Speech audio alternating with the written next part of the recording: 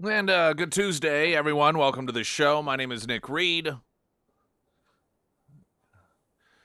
Coming up on Friday, we have our Friday Road Show. That is at Scramblers. We broadcast our show there on Friday morning, 6A to 9A.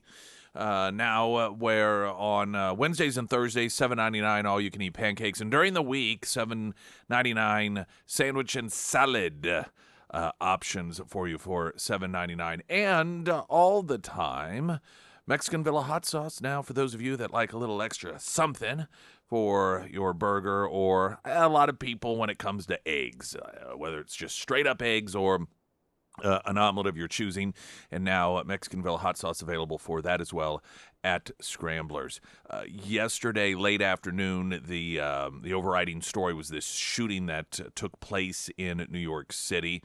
The latest details on that, which developed pretty quickly, other than motive, is something that is still up in the air, apparently. 4 individuals losing their lives. Lone gunman walking into a Midtown Manhattan office building, opening fire, killing those 4 people, including a New York police department officer, before turning the gun on himself. At a press conference, New York City Police Commissioner Jessica Tisch identified the shooter as Shane Tamura, a 27-year-old Las Vegas resident with a history of mental health issues. Tisch said Tamura had driven across state lines, with his vehicle having been seen as recently as 4:24 p.m. Monday in Columbia, New Jersey, not long before he unleashed the barrage of gunfire. Officers found a rifle case with rounds, loaded revolver, ammunition, and magazines, backpack, and medications prescribed to the shooter. The vehicle was searched by the bomb squad, clear of any explosives. Tisch saying at the press conference, according to our law enforcement partners in Las Vegas, Mr. Tamura had a documented mental health history. His motive still unclear, or still under investigation, rather, and we are working to understand why he targeted this particular location. The building that the shooter entered and opened fire was 345 Park Avenue, a commercial building where tenants include the NFL, Rudin Management, KPMG, and Blackstone. Documents obtained by Fox News Digital indicate the shooter had a concealed carry permit that was issued on June 14th of 2022 and is valid for 5 years. Now, I don't know if that permit is Nevada, and it was clear by the photos that were circulated that he wasn't utilizing the concealed carry, given the firearm that he was carrying just out in the open. He also carried a private investigator license and had a misdemeanor for trespassing not amounting to burglary in 2024. Earlier records show that Tamura played football at Grenada Hills Charter in Grenada Hills, California, which is about 25 miles northwest of Los Angeles, and also worked as a security guard at a Las Vegas casino. He was armed with a rifle, first opened fire in the lobby of the building, went to another floor, shot people there before shooting himself. And last reports, again, that I saw, police are still searching for a motive. Now, a couple of bits of coverage of this, including CNN identifying him as possibly white while talking about the photo of him, which clearly showed that he was not a white individual.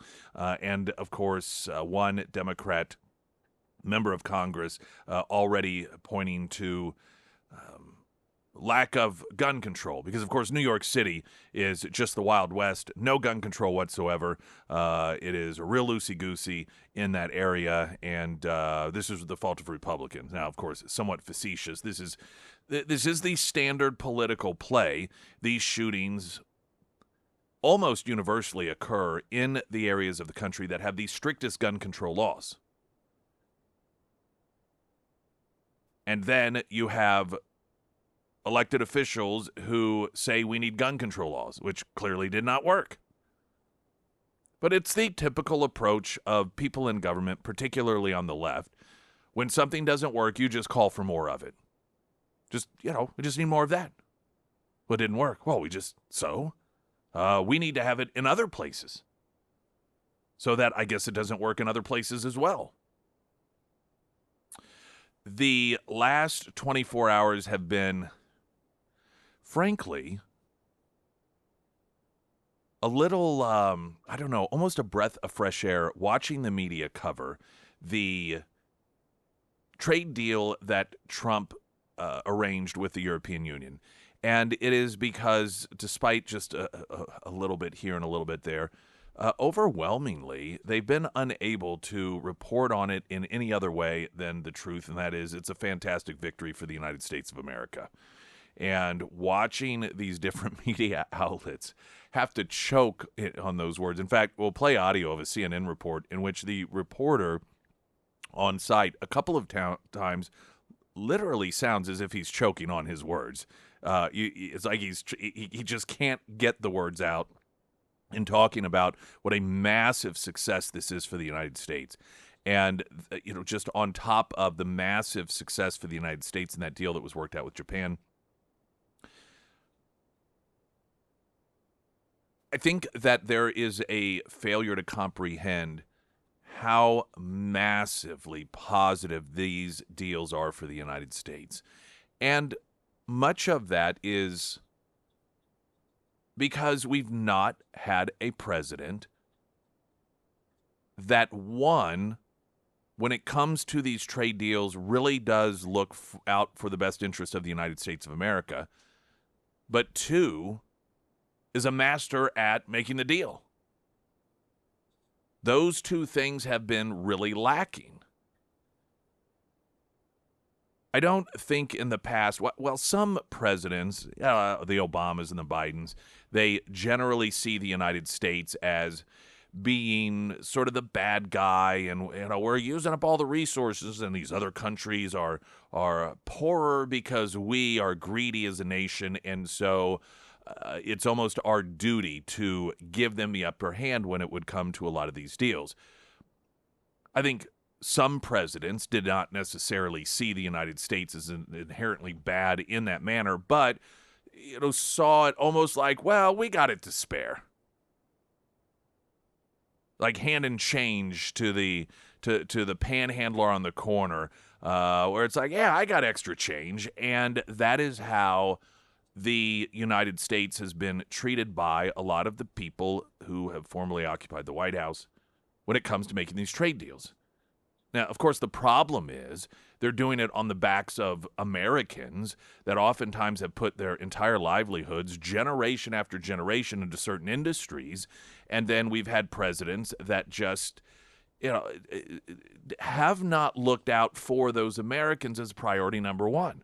Because, we can afford it. We're a rich country.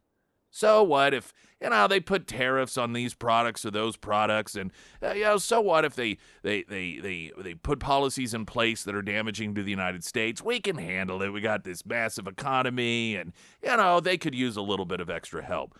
Trump, it's a crazy notion, sees himself as the president of the United States. Not of the world. Not someone who has to be looking out for everyone else. He recognizes, no, those countries already have people who do that. They elect their leaders, presidents, prime ministers. They already have people who do that. The United States has a president of the United States, and so that's what I'm going to be. You couple that with his just remarkable ability to create deals, and we really, truly, genuinely are embarking into this new arena in which we've never been before. And so I played audio yesterday of Victor David Hansen noting that part of the reason he felt so many of the experts have been wrong time and time again when it comes to Trump's approach on this stuff, particularly with tariffs, is because we've never had a president do this stuff before. It's just always been within the lanes. There may be a variation of approach, but it's always within the lines. And Trump draws outside the lines. And that leaves us without a history to observe, a history to go, oh, well, this has been done before, and this was the result. Because nobody's ever done this before. And I think it's for that reason we're underestimating the significance of all of this. That and the fact that Trump just churns them out one after another, like it's, just, I mean, of course, he highlights and brags about what a big deal it is, but he does this stuff with such frequency and such ease, it almost takes some of the significance from it, or the recognition of the significance amongst the general public, because he's so natural at it. I think is the word I'm looking for. And so it's like, well, he makes it look easy, so maybe maybe it isn't as big of a deal as we thought it is. Oh, it is bigger, in fact. Latest news update.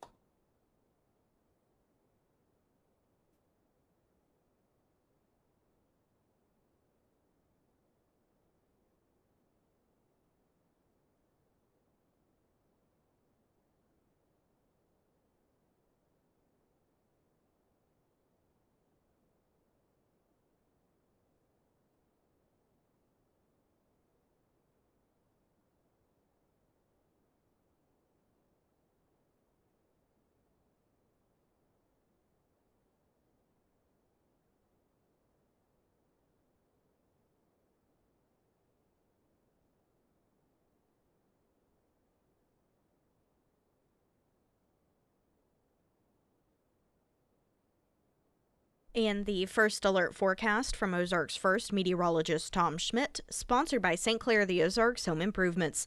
A heat advisory is in effect for the entire listening area until Wednesday. Today it's going to be a hot one with a high near 97. Tonight mostly clear with a low around 76. For your Wednesday, we'll see a slight chance for showers in the afternoon, otherwise sunny and hot with a high near 97. And taking a look at Thursday, a 50% chance of showers and thunderstorms, and then partly sunny with a high near 84.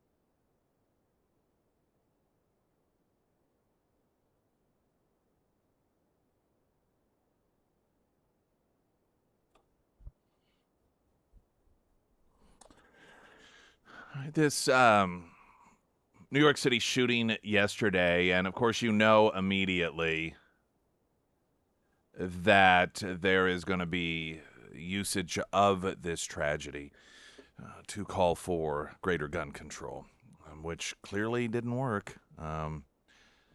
The guy just is seen openly in a photo that was circulating, openly just walking with this rifle. That's pretty illegal.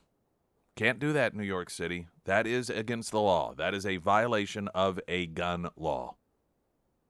Didn't stop it. I'm just, it's difficult for, I think, thinking people to understand other than the cynical approach of realizing that it's just for political purposes. But calling for a law that already exists that did not stop the thing from occurring that you claim we need a law in order to stop when that law already exists, and it doesn't work. It just, I don't understand this. Someone explain this to me.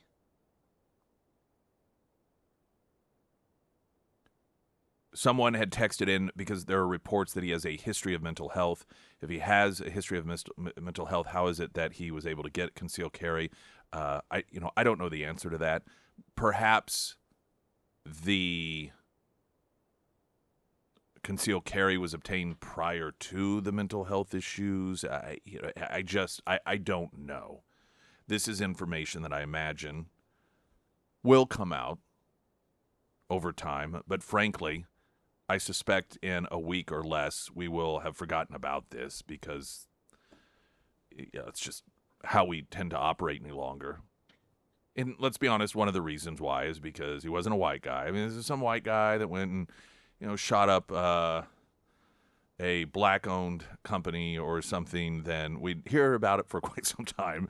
But because it's not a white guy, it's going to go away. It's going to go away relatively soon.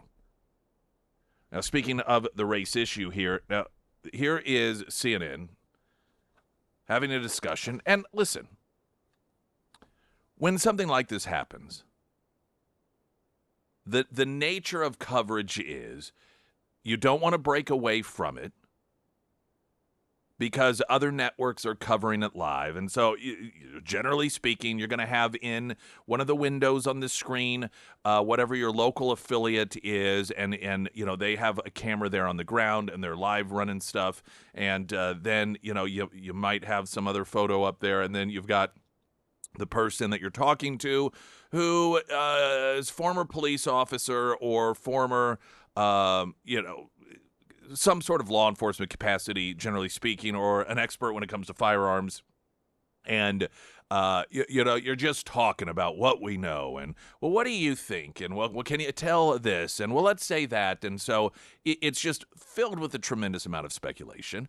And there is oftentimes information that's provided that turns out not to be true. And, that is understandable, I believe, when you are in the moment and you have different sources, they're hearing things. Sometimes those sources may be in law enforcement.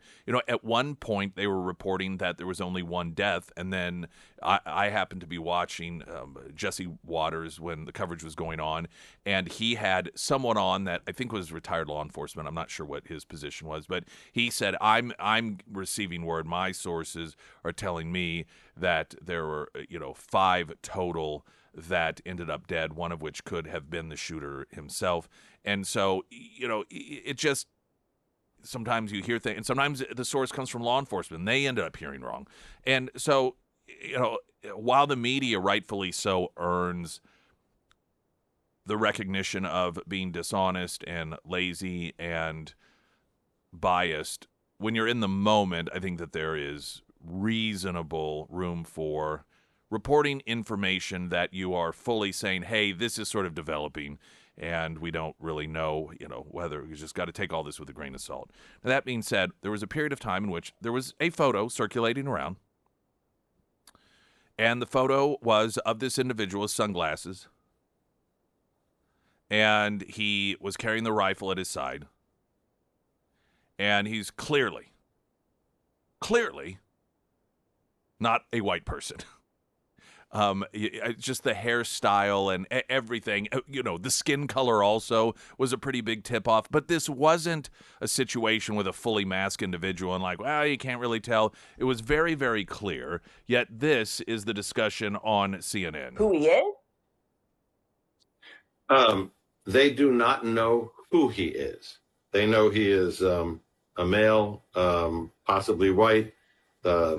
He's wearing sunglasses. He appears to have a mustache. And that picture has been distributed to every police officer in New York City, particularly has been sent to the phones of the search teams inside that building. So possibly, right. And At first glance of this comment, one could say, well, maybe, this was before they knew. No, he's talking about the picture. He's talking about the picture circulating, and he is giving detailed description of everything in the picture. He's got a mustache, he's got this, except for the skin color apparently is something that he, I don't know, somehow interpreted as possibly white. Now, why would he do that? What motivation would he have? Who knows? Who knows with these people any longer? Vivek Ramaswamy had posted the following regarding the shooting. Quote, another brave police officer murdered in cold blood in New York tonight. This isn't just tragedy. It's the cost of weak leadership and anti-cop policies. No more coddling criminals. No more defund the police. Time to crush the spread of crime and make American cities safe again. To that, Democrat Representative Dan Goldman responded saying, quote, he drove from Las Vegas to New York with an AR-15, which cannot be purchased in New York. He walked into an office building, started spraying the lobby with the AR-15, killing the police officer whose handgun was no match for the AR-15. That this isn't about New York. This is about Republicans persistently blocking common sense gun safety reform, including an assault weapons ban that a supermajority of Americans support, he declared on a post on X. Now, of course, this is stupid for the same reasons that these sorts of comments are always stupid. Some of these declaring that the officer's handgun is no match for an AR-15, when used in a certain capacity, yeah, it is. It has a bullet. And the bullet leaves the firearm, hits the other person, and kills them. And when it comes to the ability to perhaps fire off a number of rounds because of, just whatever sort of ammo you have on you and a clip, and, you've got a number of different variables in there, it might allow one to extend the amount of time that they are able to carry out the shooting without having to reload. And if it is a semi-automatic that has been converted to an automatic weapon, you are realistically talking about the ability to fire off many more rounds at a much faster rate than a semi-automatic. But at this point, there are no reports that I've seen anyhow, I should say, that this is anything other than the semi-automatic, which is the same firearm that she had. And while there may be, of course, certain advantages to having an AR-15, it isn't as if the bullet from a handgun is somehow less deadly than when it comes to a human being than an AR-15 bullet. They're bullets. They have, and I think a lot of this is just ignorance, and it's not. I mean, it doesn't take a gun enthusiast to understand the recognition of this. Handguns are just as capable of killing someone as a rifle. This is why law enforcement carry them. This is why so many people carry them for self-protection. In fact, it's the left that loves to run around saying, well, you don't need an AR-15 for this, whether it's for hunting or self-protection. Why does anyone need that? But here's an instance where you have some Democrat claiming that, a security guard having a firearm is virtually useless as a handgun up against an AR-15. Now, there's a couple other aspects of nonsense to this, and we got to take a break and then, just touch on those and then move on to a number of other things going on. The Pyramid Roofing Company talk and text line 447 KSGF. I'm Nick Reed.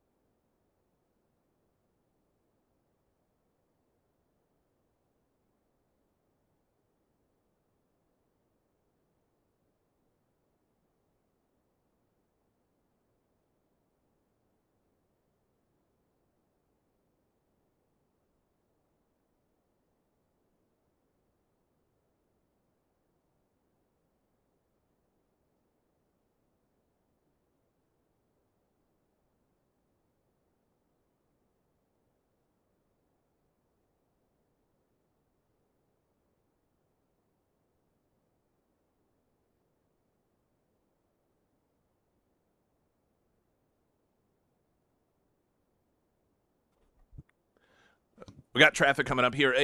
This is a great point on a Pyramid Roofing Company talk and text line message. A Democrat congressman posted on Truth that, and this was in the regarding the shooting that took place in New York City and the shooter having a rifle of sorts, posting that the law enforcement official having a handgun is no match for someone with a rifle, or as he described it, an AR-15. And I'm not sure, I say described it as, I don't know if it has officially been identified as an AR-15. I know AR-15 is, it's a brand name that gets labeled on every firearm that looks similar to an AR-15, sort of like Kleenex. And so I'm not sure. I don't know that it's really relevant, but that's just the label that he gave. But anyway, point being is making the absurd claim that law enforcement with a handgun is no match with somebody who has an AR-15. And someone texted in, a police pistol is much more effective against an AR-15 than a social worker. Boy, isn't that right? Incidentally, Mamdani, the Democrat communist candidate for mayor in New York City, is having a little heat thrown his way because he's all about getting rid of police, replacing them with social workers, and having a situation like this pop up. It'll be interesting. I'm sure he'll talk about gun control, the need for gun control, and mental health. That's probably the path that he's going to go on this.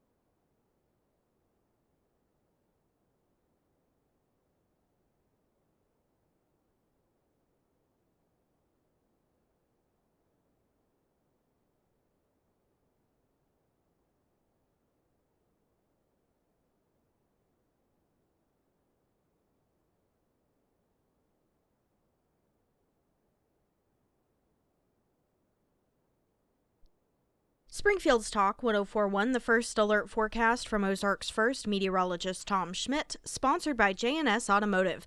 A heat advisory is in effect for the entire listening area until Wednesday. It's going to be a hot one today with a high near 97. Tonight, mostly clear with a low around 76. For your Wednesday, we'll see a slight chance for showers in the afternoon, otherwise partly sunny and hot with a high near 97. And taking a look at Thursday, a 50% chance of showers and thunderstorms, and then partly sunny with a high near 84. New York Dem pointing finger at GOP opposition to gun control after deadly shooting. Now, there are plenty of gun control laws in New York City, one of which is you can't kill people with a gun. Unless it's specific self-defense purposes, of course. But, yeah, the walking into a building and just shooting people randomly or even targeted, for that matter, whether it was one individual target, a lot's still up in the air about this, what his connection was, if any, to this particular place. It did appear to some degree to be targeted, but there are laws that say you cannot do that. There are laws that say you just can't walk down the street openly carrying a rifle in New York City. There were a lot of gun control laws in place that we're told are needed in order to prevent these things from happening, but it didn't prevent it from happening. What the Democrats will do is say, well,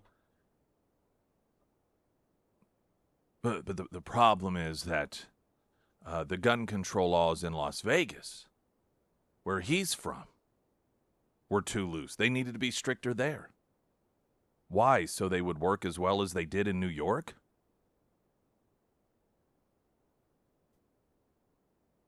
The irony of this situation, in which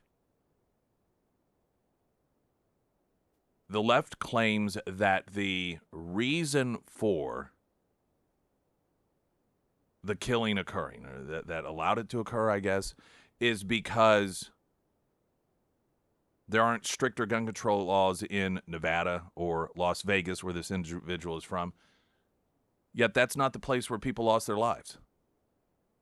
It was the place that has the stricter gun control laws. Now, of course, this, in all likelihood, was not a matter of convenience. As we have oftentimes seen, we know that the Aurora, Colorado movie theater shooter passed, I think, 4 or 5 different theaters that had, a ban on firearms. The nightclub shooter, Pulse nightclub shooter, had planned on targeting Disney World at one point, but determined it and some other targets. It allowed either for people to arm themselves or had armed security, and so he chose a location, not because it was filled with gay people, but it, one, did not have any sort of allowance of people to protect themselves with firearms, did not have armed guards, and he recognized that with a lot of people in an enclosed area that had limited ability to exit in a expedited fashion, he would be able to kill, it was just the combination of that was going to allow him to kill more people. This shooting does not appear, or the target does not appear to necessarily be for those reasons. But fact of the matter is, still, some of the strictest gun control laws that exist protected, in quotes, those people, that building, that city. And to listen to elected officials claim that the problem is an area that has less gun control laws, when that's not where the killings took place. Now, the idea in this fantasy world that these individuals have, or that they play off of, is, well, yeah, but, that allowed them to get the firearm there. If there were stricter gun control laws, then that individual would not have been able to get that firearm to then come to New York City. What fantasy world do you live in? It's a total fantasy world, particularly with 3D printers any longer.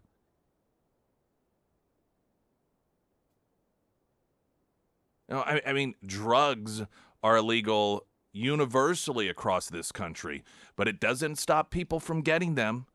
Making something illegal does not stop people from getting it. I can't think of anything that was available to people, or that people desired for whatever purposes, that was made illegal and then it just completely went away, and people who wanted to obtain whatever that device was, or the item was, or the substance was, just had no way to do it because, well, it's illegal now, and so there's no ability to get it. When has that ever happened?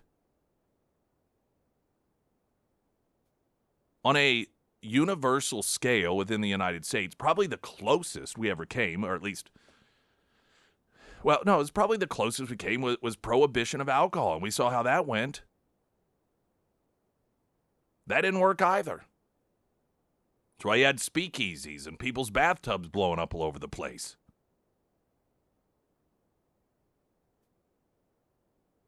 It really is, it is lazy. Because by taking that position, you can always be right. And you don't have to propose solutions that are perhaps difficult.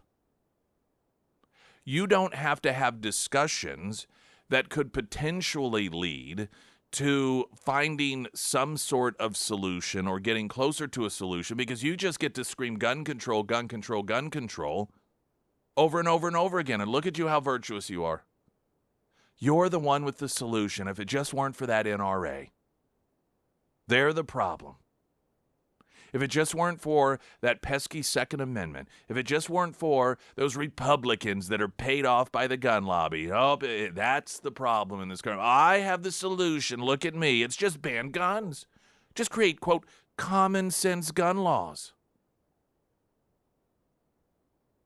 Much like socialism, Democrats are constantly calling for something that they can never point to as something that has worked anywhere. You know, oh, communism's great, socialism great. Well, let's look at the atrocities that have resulted. Well, it just hasn't been done right. We need more gun control. Okay, show me a place in this country with strict gun control laws that has resulted in people being safer. Show me. Well, you see, it's not. It's because of this. It's because of that. It's because, so in other words, you're admitting it doesn't work. But it sure is easy and virtuous, isn't it? And it prevents the person calling for it from having to actually come up with any real solid solutions. Just gun control. We need more of that. Oh, okay. Springfield's Talk 1041. I'm Nick Reed.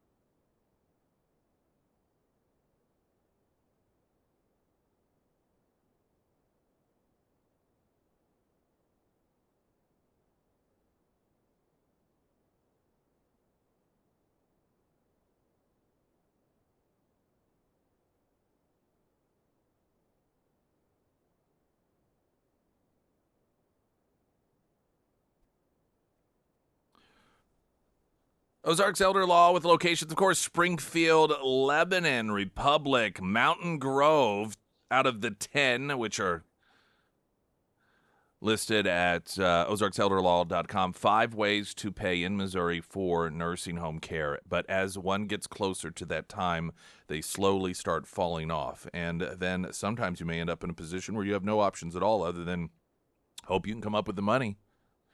So often people just assume when that moment comes, well, we'll just have to sell mom and dad's farm. We'll have to sell their home. That may cover part of it. Then we'll sell this. Maybe we'll take out a second mortgage. And you start in your head planning ahead for how it is you're going to pay for it, selling things off. Well, that's one approach. But as I mentioned, if you plan far enough out in advance with Ozarks Elder Law, there are 5 different options that potentially are available to you. There's absolutely no downside, none whatsoever, to planning earlier sooner than later, but waiting till later, there are plenty of downsides. You're boxing yourself into a corner, and I'm telling you how many people, will find out, oh my gosh, if only we had 5 years ago or 10 years ago or 20 planned for this, we would not be in the situation we're in today. What does it take for you to be protected? What are your options now versus down the road? That's where Ozarks Elder Law come up with a plan, make sure you're secure. Free consultation, cost you nothing, and then when whatever the plan is comes into play and whatever sort of cost may be associated with getting that plan in place, it's one cost, ahead of time. There's no hourly billing that occurs. So before you, lock yourself in with a plan that is going to make sure you or your loved ones are protected, you'll know exactly what it's going to cost. OzarksElderLaw.com is the site, and of course, under Nick's endorsements at KSGF.com. There's another theme that comes along with these shootings oftentimes. Now, when it comes to the calls for more useless gun control laws that do absolutely no good, that is the Democrats' bread and butter. It allows them to demonize political opposition while pretending as if they have the magical solution, so they don't have to do anything else to try to come up with real solutions. It's just that those pesky Republicans and NRA and Second Amendment that prevent them from entering the magic key into the lock of solutions and then delivering us all from any sort of gun violence that occurs. The other theme that comes along with these shootings that is pretty bipartisan is mental health. And while Democrats will so often talk about the need for gun control laws, they will also talk about the need for more mental health funding, and Republicans will also oftentimes talk about the need for more mental health funding. Now, I always find the discussion of the mental health angle to this to be somewhat interesting. Because we create these narratives. We love to create these narratives in this country. Like, here's the approach that we need to take. We need to culturally all accept this approach. And when it comes to the issue of people utilizing firearms to murder other people, we talk about mental health, but we have two contradictory approaches to the issue of mental health in this country. On one hand, when there's some psychopath that murders people, we say, well, this is clearly mental health. Mental health. That if we were to solve the mental health issues in this country, these things would not happen. If we were to offer much more in ways of mental health accessibility, mental health funding, then these incidents would maybe not go completely away, but we could certainly eliminate many of them because we can fix these problems. So we associate psychopathic shooters, cold-blooded murderers with mental health. The other narrative we have in this country is that we need to stop stigmatizing mental health issues. That we need to stop characterizing mental health issues as something that is bad, that's something that is negative, that is, something that people don't want to talk about. We need to embrace the fact that people have mental health issues so that we destigmatize it. And I see these as two completely contradictory messages. On one hand, we want to label every psychopath who murders someone as something that clearly is just a mental health issue, but then on the other hand say, but let's not stigmatize it. Well, you're kind of stigmatizing it by labeling not so much labeling individuals who are psychopaths as having mental health, but claiming that it is in and of itself a mental health issue. Well, so of course, what is the answer? I think that the answer is we need not do, when it comes to mental health, what we do with so many other issues, and we make it like an all or nothing, one size fits all. We tend to do that one size fits all thing. And so the one-size-fits-all solution when it comes to encouraging people to deal with their mental health is to destigmatize it, make sure people know, hey, there's nothing wrong with having mental health issues as one-size-fits-all, but then we want to have one-size-fits-all when it comes to psychopathic shooters and say, well, that's a mental health issue. And we need to, I just think, recognize that sometimes, just like any sort of illness or disease, you can have somebody with a mental illness that is really, really, really crazy and severe and bad, and it makes them go out and kill people. And then other times, people with mental illness that are of no danger whatsoever. And while that may seem obvious when you verbalize it, when you articulate it, whenever it comes to one of these particular issues, we seem to just throw that out the window. And I think just a great example, what is the story with this guy? And right now, what we know about him is like, okay, this firearm, Las Vegas, and he has mental health issues.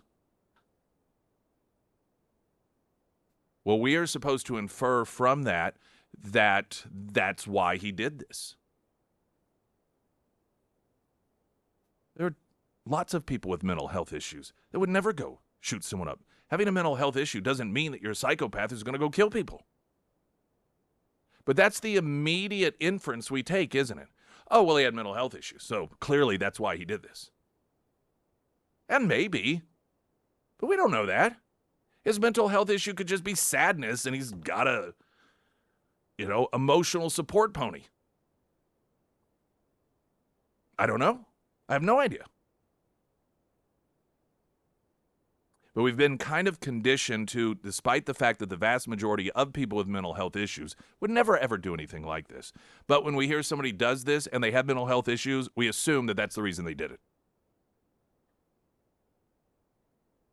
And there's nothing profound in recognizing this. I just think it's sort of an interesting default that we take about someone who commits a shooting who also has mental health issues, given that the vast majority of people who have mental health issues would never do this. Yeah. Springfield's Talk 1041. I'm Nick Reed.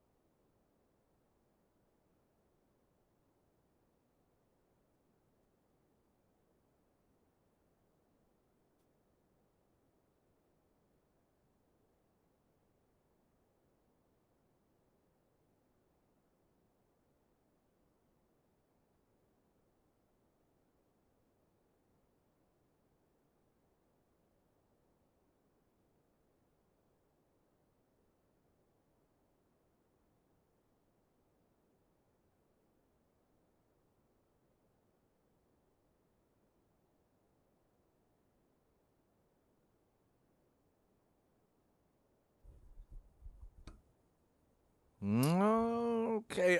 So yesterday, Hunter Hardscapes began the project at my house. Oh, how's it going? It's very impressive. I would tell you that. You know they wear suits when they work? No, I'm kidding. They don't actually do it. But they really are. You hear, and I've heard people who have had their projects done talk about how professional they are. And I don't know, we think of professional as, suit and tie and everything. And like, well, what does that mean when it comes to, not just designing, but, putting into place, producing these amazing projects. and it's attitude. And you got that right away. I got there; they had already been working, and Daniel, of course, was there, and there were 4 or 5 other guys, and I mean, just they just had a way about him. He introduced them to me, and I mean, just hey, how's it going? And then right back to work. There's just something about their approach and their attitude that really is impressive. And when you see a major project being done, obviously, listen, backyard patio for family, maybe some friends. It's not nearly the scope of project that perhaps if you are you own an apartment complex and you're having work done, or you have some, venue that you are going to utilize for weddings and different events, and so you have work done. It's obviously going to be massive in scope. But when I like the machinery, and it's just the level of work that's being done. I don't know how best to describe it. It's like, oh my gosh, I can't believe this is happening in my backyard. It just seems bigger than what in my head it was going to involve. It's very, very impressive. And I'm doing some footage so that once it's all done and complete, we can put it together and get it up for you to see it. And we've got project manager Butters inspecting it. Yeah. She She inspected okay with it yesterday. She was really doing some inspecting, and so she was I think pretty pleased with the way things are going so far. But I'm sure in some of the video, once it's all completed, get a chance to see project manager Butters there on the scene. And of course, you can see work they've done on other projects and a cost estimate calculator as well at hunterhardscapes.com and at ksgf.com under Nick's endorsements. Butters is our dog, by the way, for those wondering. Corgi. My wife's dog, actually. I'm just visiting. In the upcoming hour, Democrat Party's favorability rating at lowest ever, and Democrats putting out another just completely cringy video because no one apparently has the capability of telling them to stop.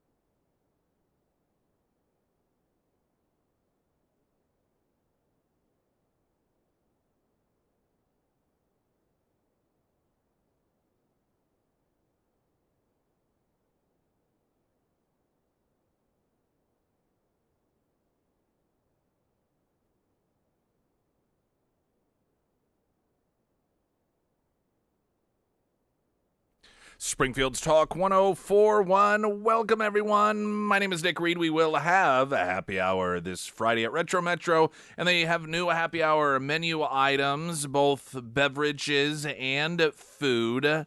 I know a lot of you really enjoy taking advantage of that. It's 4 to 6, Retro Metro, and it is come and go as you please. So it's a casual thing. No sign up needed. It's not something where you need to be there at 4 o'clock and then we'll be done at 6 and everyone have a great time for the rest of your weekend. It's just people hanging out and having a good time. So love for you to join us. Maybe Joe, happy birthday to Joe. Yes, Novak. happy birthday, Joe. Indeed. Maybe she'll come out and join us. I know she oftentimes does.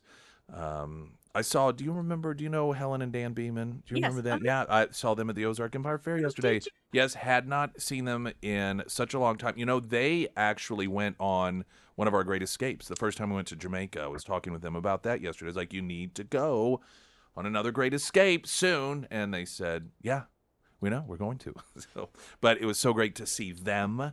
And they're just such good people, good friends. And then, of course, happy birthday again to Joe. And maybe we'll see you out there and at Retro Metro for happy hour this Friday, 4 to 6. Maybe we'll get Emily Johnson out there as well. Of course, when she can, she makes it. Very busy with 2 very active children. This is a recent review from Kayla regarding her work with, I guess, using Emily Johnson for home buying, home selling. Working with Emily, absolute pleasure, start to finish. We've had the opportunity to buy both and sell properties with House Theory's help, and each experience exceeded our expectations. Deep knowledge of the market, strategic insight, keen eye for value truly made a difference every step of the way. Beyond their expertise, they were a genuine delight to work with, professional, responsive, always looking out for our best interest. That is Emily Johnson, House Theory Realty. And if you go to her Facebook page, of course, you can see some reviews there. But there's also on her Facebook page her Zillow link. She has a profile on Zillow. And so you can also visit that site and see a number of reviews and additional information there as well. She's totally awesome. Emily Johnson, House Theory Realty. Recommend her. Screwing yourself over if you don't do it. That's all I can say to you about that. CNN, Harry Enton, on the Democrat Party's favorability rating, the lowest on record, the absolute lowest ever. Extremely low. Even lower than whenever the slaves were freed and they were polled about the popularity of the Democrat Party. And you know, that was low. Lower than that. I'm kidding, of course. Polling wasn't done back then. Can you imagine, though? You imagine if CNN were around and the polling were done, or legit polling anyhow, after the Democrats lost that whole battle over slavery, and you're like, you know what? Since the slaves are free now, we ought to poll them as well and get their popular. So what do you think about the Democrat Party? It would have been pretty low numbers, I imagine. Republican Party, extremely high. Would have been a great time to see some polling. Here's Harry Enton on Democrat numbers. The Democratic Party, and let's take a look at Dems, and let's look at their net favorable ratings. Whoa, woof. I mean, my God, we mentioned CNN. We had that poll come out a little while ago on their net favorable rating. They were 26 points underwater. You think that's low enough? How about we go even lower? We'll go to this side of the screen. I'm going to walk over here. We go to the Wall Street Journal, minus 30 points. 30 points underwater. Their lowest on record. These polls have records going all the way back since the early 1990s. And when it comes to the Democratic Party's net favorable rating in both the Wall Street Journal poll and the CNN poll, the Democratic Party is breaking records in the way, Jessica Dean, you don't want to break records. Yeah, no, you don't want that. What about how they do among independents? Okay, so we're talking about overall here, but we started off this segment for the first 3 slides talking about independents. Why don't we talk about the Democratic Party's favorable rating among independents in our CNN SSRS poll? Look at this. 19. 1, 2, 3, 4, 5, 6, 7, 8, 9, 10, 11, 12, 13, 14, 15, 16, 17, 18, 19. 19%. If I can count it, you know it's low, and it is extremely low when it comes to independents and the Democratic Party. You know how bad you have to be as a political party when your favorability rating is so low and your opponent is Hitler? That's pretty bad. Like, if you can't beat Hitler, you're still the most unpopular guy in the room when you're in the room with Hitler. Your political opposition are a bunch of Nazis. I mean, this is how, of course, they're portrayed by the Democrat Party and the media. Republicans are Nazis. They're white supremacists. Trump is Hitler. How bad do you have to be? Yeah, of course I hate Hitler, but, I mean, this guy over here makes Hitler look good. Democrat candidates posting videos of themselves exercising. It is, again, I've never, okay, so usually if you have any sort of entity,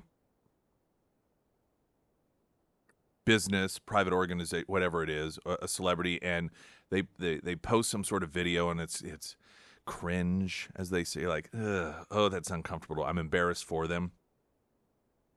They don't do it anymore. They're like, okay, that was a misstep. We need to recalibrate here. Our marketing person, let's get rid of that person and get someone with a different vision.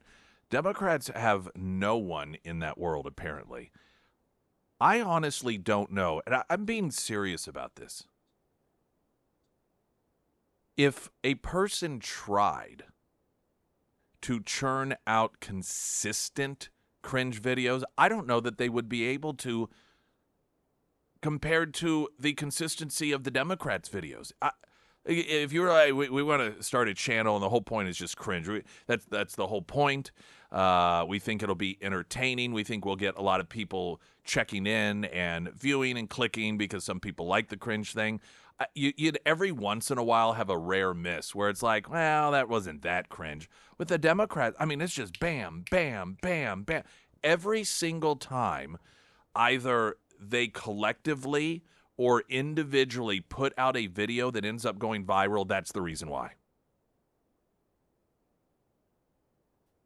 So talk about the motivation behind this. One of them Swalwell, and he's bench pressing, and he's in the swimming pool. It's just so gross. It is so gross. But at the same time, the reason that they're doing it is extremely telling about what they believe that their job is. And that is something that just further indicates why it is that they're so unpopular with the average American and even Democrat voters right now. Latest news update.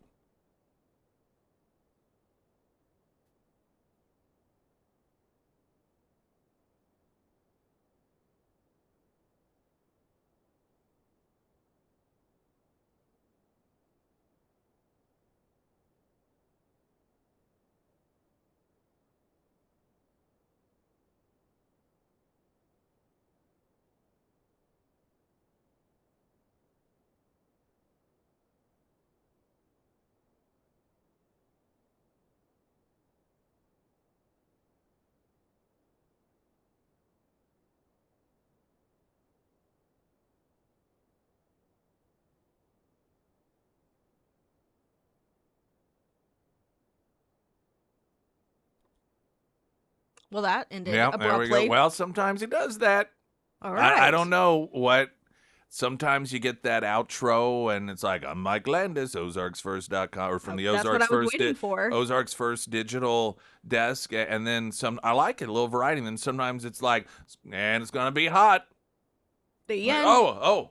I mean, right. he's not wrong here. No, he's not wrong here. I like it. I like to change it up just a little bit. It keeps me on my toes. Yeah. The first alert forecast from Ozarks First meteorologist Tom Schmidt, sponsored by St. Clair the Ozarks Home Improvements. A heat advisory is in effect for the entire listening area until Wednesday. Today it is going to be a hot one with a high near 97. Tonight mostly clear with a low around 76. For your Wednesday, we'll see a slight chance for showers in the afternoon, otherwise sunny and hot with a high near 97. And taking a look at Thursday, a 50% chance of showers and thunderstorms, and then partly sunny with a high near 84.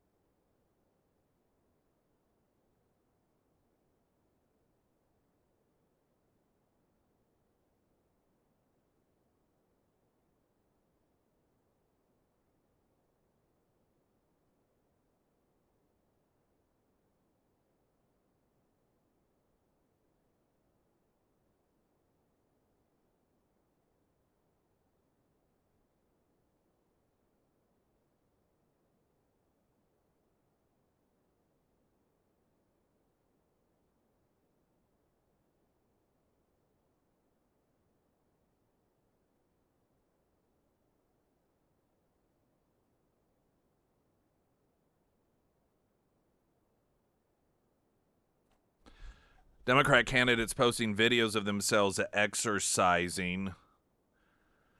Of course, Swalwell. Did you see his? He's just so gross. I mean, all of them. I cannot believe, but there's something about him that is particularly gross. I don't know what it is. He's just so gross. And so he's lifting weights, and then he's in the swimming pool. There's another video, a Texas Senate candidate, Colin Allred, still sweaty from a home gym workout. There were a number of others. And so the theme, this is the point they're trying to make, is Congress recessed. And they're like, I should be that's what it's like. I should be working, but instead I'm doing this. So Swalwell's like, I should be working, but instead I'm swimming. I should be working and this and that and so forth, right? Now, just visually, it's just like, I saw, where was I don't think I have a, let's see. I saw some Democrat post, this has to stop. It wasn't an elected official. It was some Democrat, like activist or podcaster, and I forget but it was we have to stop. My party has to stop this. This is horrible. This is awful to watch. This is so, this must stop. Someone please stop it. But they don't. They just keep doing it. And let me tell you, here's what it tells me. They really do live in a bubble. I think that while the rest of us, the average person, and again, even some Democrats are like, please stop this. This is horrible. They are so insulated from everything that is outside of their bubble. I don't think they have any clue the way this stuff is used. Because why else would you do it over and over and over again? Why would you continue to do this stuff? And it just suggests that they have no clue what is going on out here in the real world. And I think that there's also a level of narcissism to where any criticism that they may get wind of, they just dismiss it as, oh, those are probably MAGA people, so they don't count. Not realizing that and I think because they think that the only people that could ever disagree with them are just crazy MAGA people. The only people that might ever think that they aren't the coolest in the world must be MAGA people. The only people who would look at one of their clever postings on TikTok or any social media form, Instagram, whatever it might be, I mean, because everyone loves them. They're so awesome. They're so cool. And so anyone who says otherwise is just some fringe individual. And they never take the time to realize, no, you're gross. And you come across as gross. But there's another part of this that I think is just so telling in terms of mindset. And by the way, this isn't just a Democrat thing, I suspect, but it's almost universally on the, within the Democrat Party.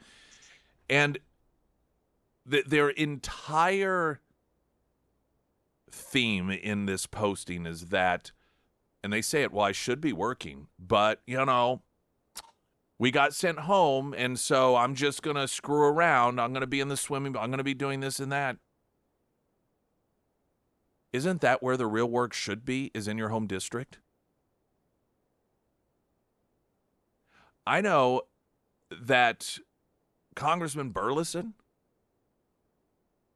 when he is, quote, sent home, he's not looking for things to do, to spend his time because he's not, quote, at work.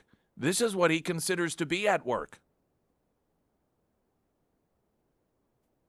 Even when he's doing something that many people would consider to be casual, like going to breakfast last Friday. Where did he do it? He did it at Scramblers, where a lot of you are, for the purposes of, of course, we're out there and like-minded people talk about what's going on. A number of elected officials, a lot of them state reps, state senators are there on a frequent basis. He goes there to talk to you. To listen to what it is that you're saying, what you think about what's going on. He goes around and he visits with business leaders in intimate settings. He is working, and he's not the only one. I use him as an example because I'm just, aware of it, and he covers this particular area.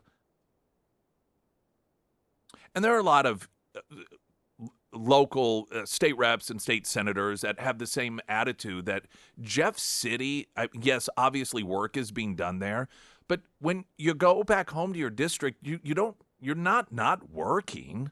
I mean, unless you choose not to.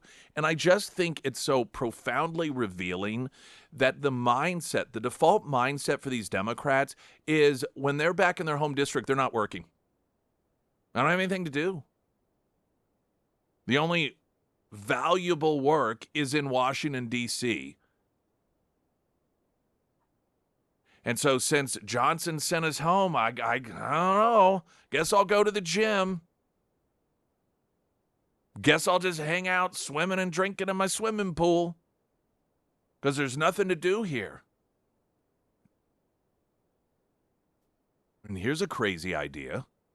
When you get sent home by Mike Johnson,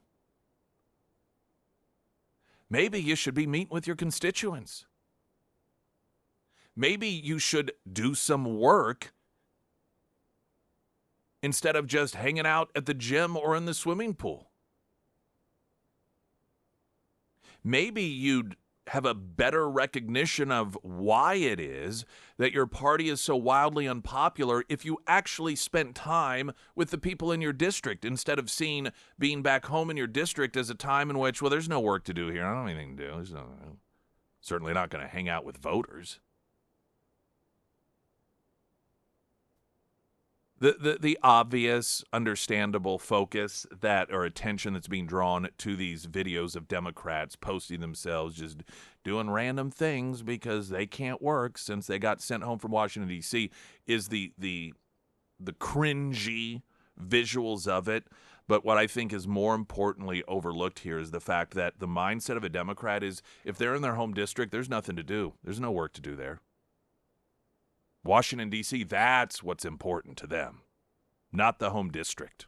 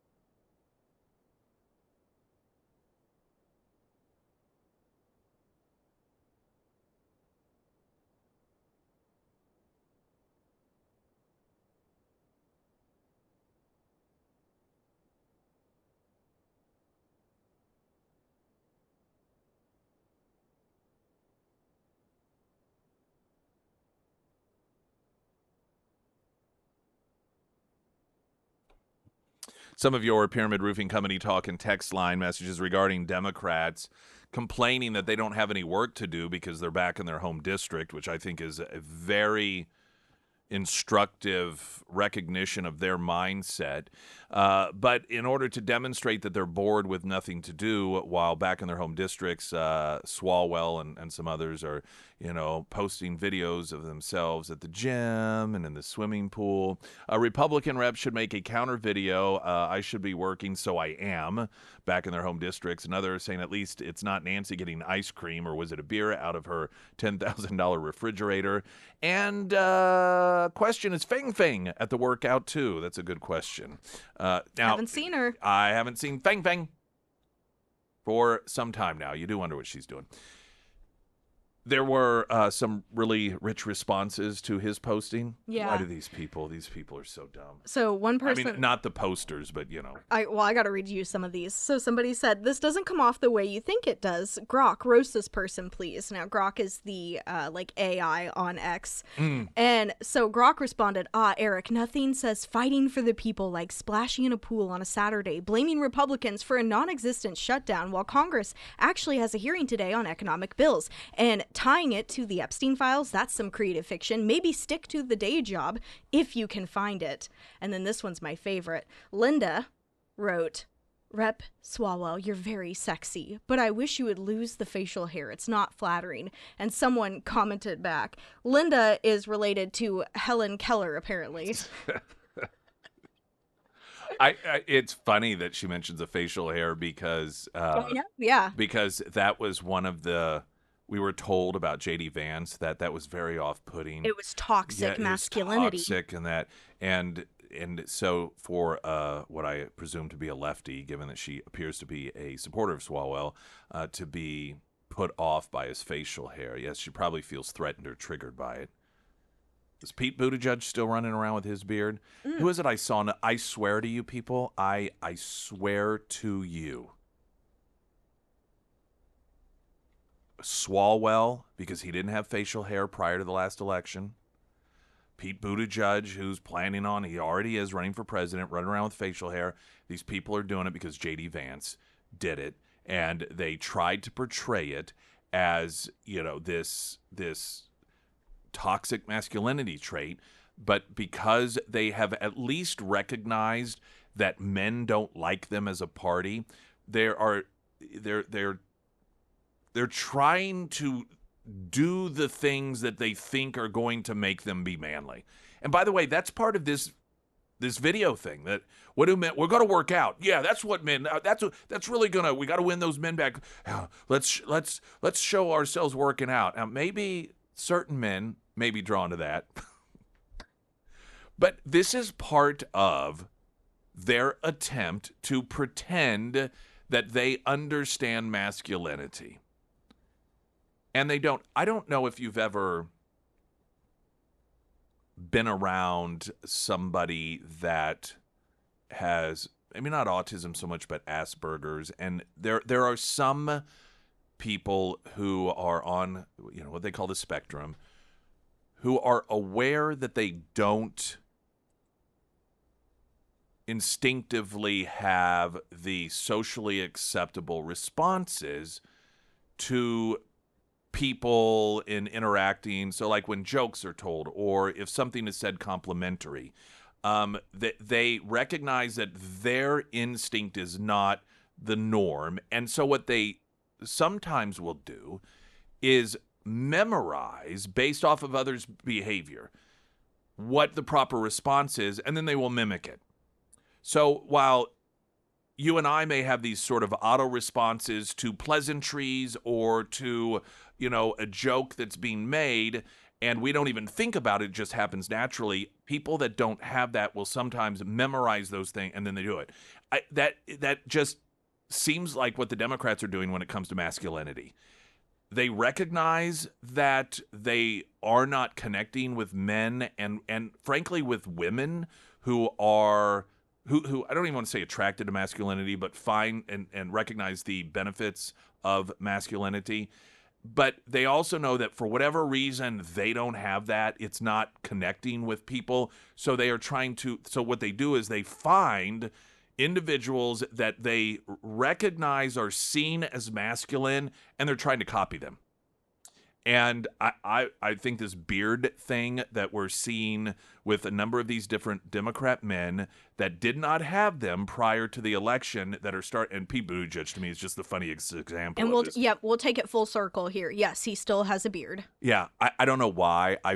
Okay, I do know why. Because he's probably the least masculine of just his life. Let's just be honest.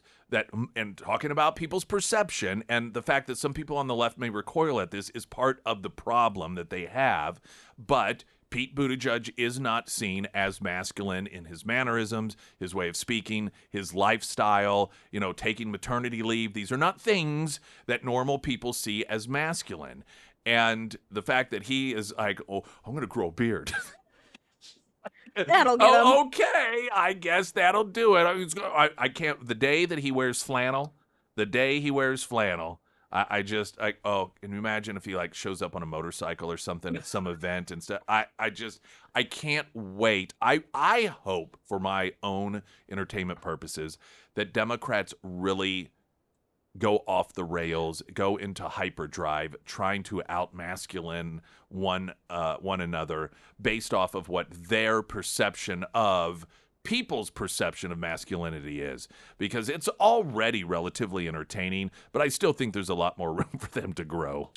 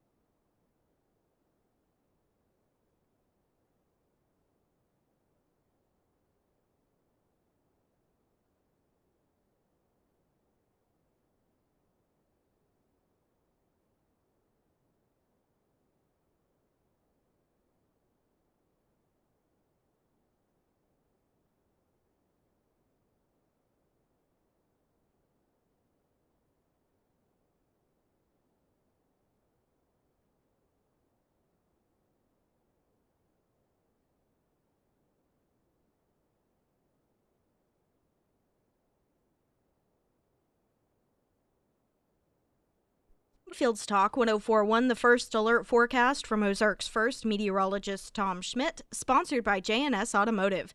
A heat advisory is in effect for the entire listening area until Wednesday, and it's going to be a hot one today with a high near 97. Tonight, mostly clear with a low around 76. For your Wednesday, a slight chance for showers in the afternoon, otherwise sunny and hot with a high near 97. And taking a look at Thursday, a 50% chance of showers and thunderstorms, and then partly sunny with a high near 84. I want a great homeloan.com for those home loan needs.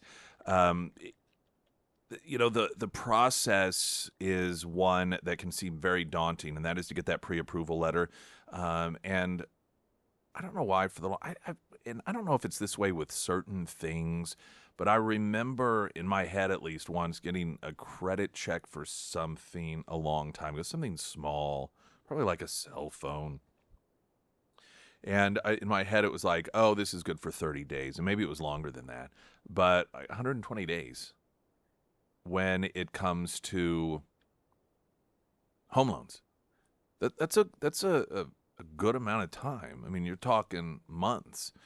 And I mention that because I think what oftentimes occurs is people, they know that they're in the market, they're looking, They don't have a real deadline, but you think to yourself, well, I'll just wait until we find that home and then I'll go through the process. And the problem with that, of course, is that while the market isn't moving as quickly as it was a couple of years ago, where 7 minutes on the market and then there were 8 offers in, it still is going by relatively quickly, to the point that particularly a 2 to 4 open house on a Sunday and you haven't gone through that process yet, and someone else has, and you both put an offer in, guess who gets it? They do. And like I said, you got 120 days. It's a significant amount of time. And then when you do, if you do, you happen to not find what it is that you're looking for, and so you need to go through the process again, it's going to be much, much easier because of, how much of the information you've already gathered anyhow. So my point is, don't put it off. Don't wait. It's just so much wiser to go ahead and do it the moment that you decide, okay, we're open to buy a new home. We're going to start looking. I want a greathomeloan.com because you do.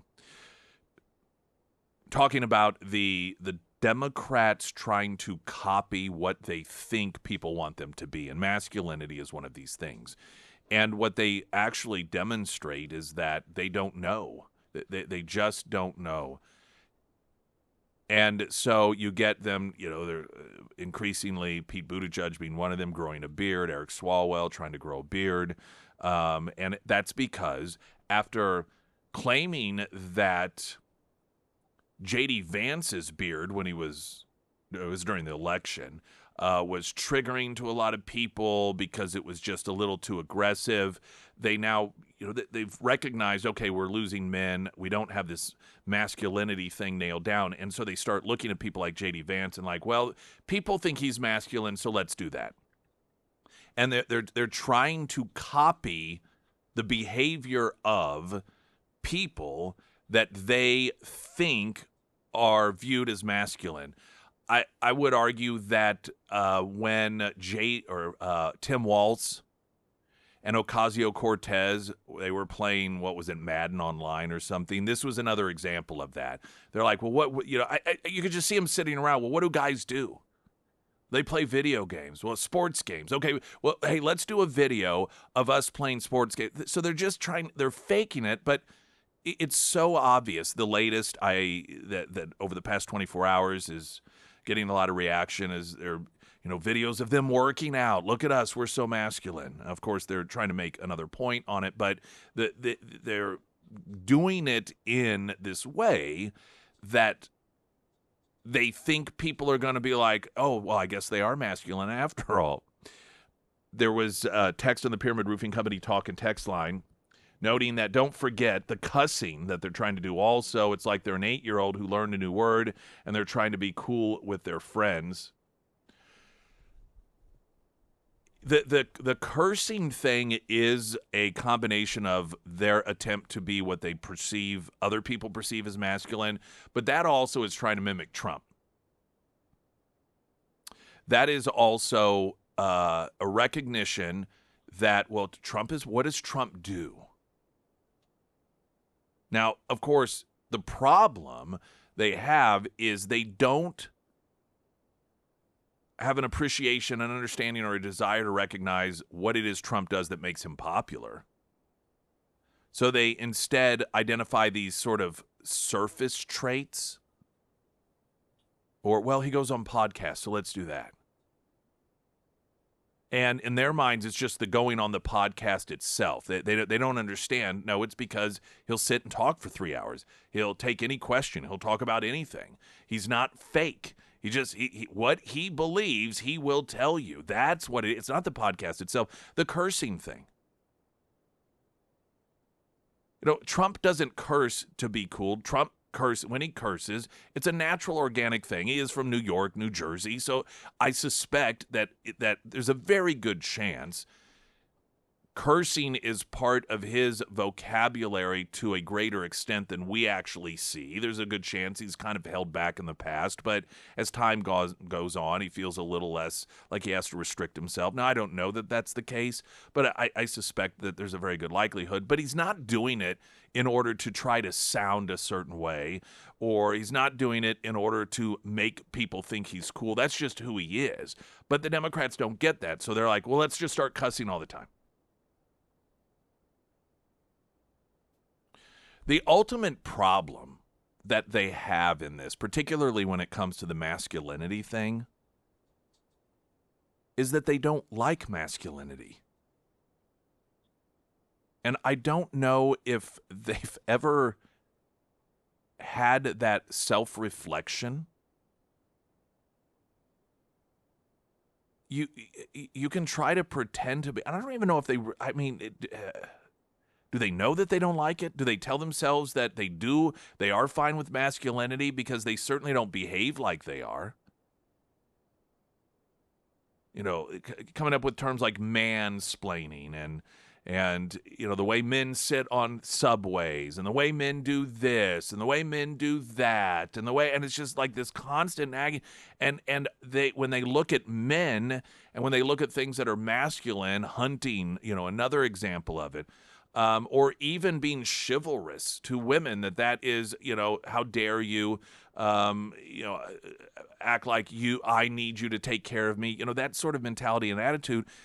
They have a dislike for masculinity. Well, if you instinctively dislike a certain personality trait, then people who have that personality trait are going to know that, and they're probably not going to like you. And you can try to fake it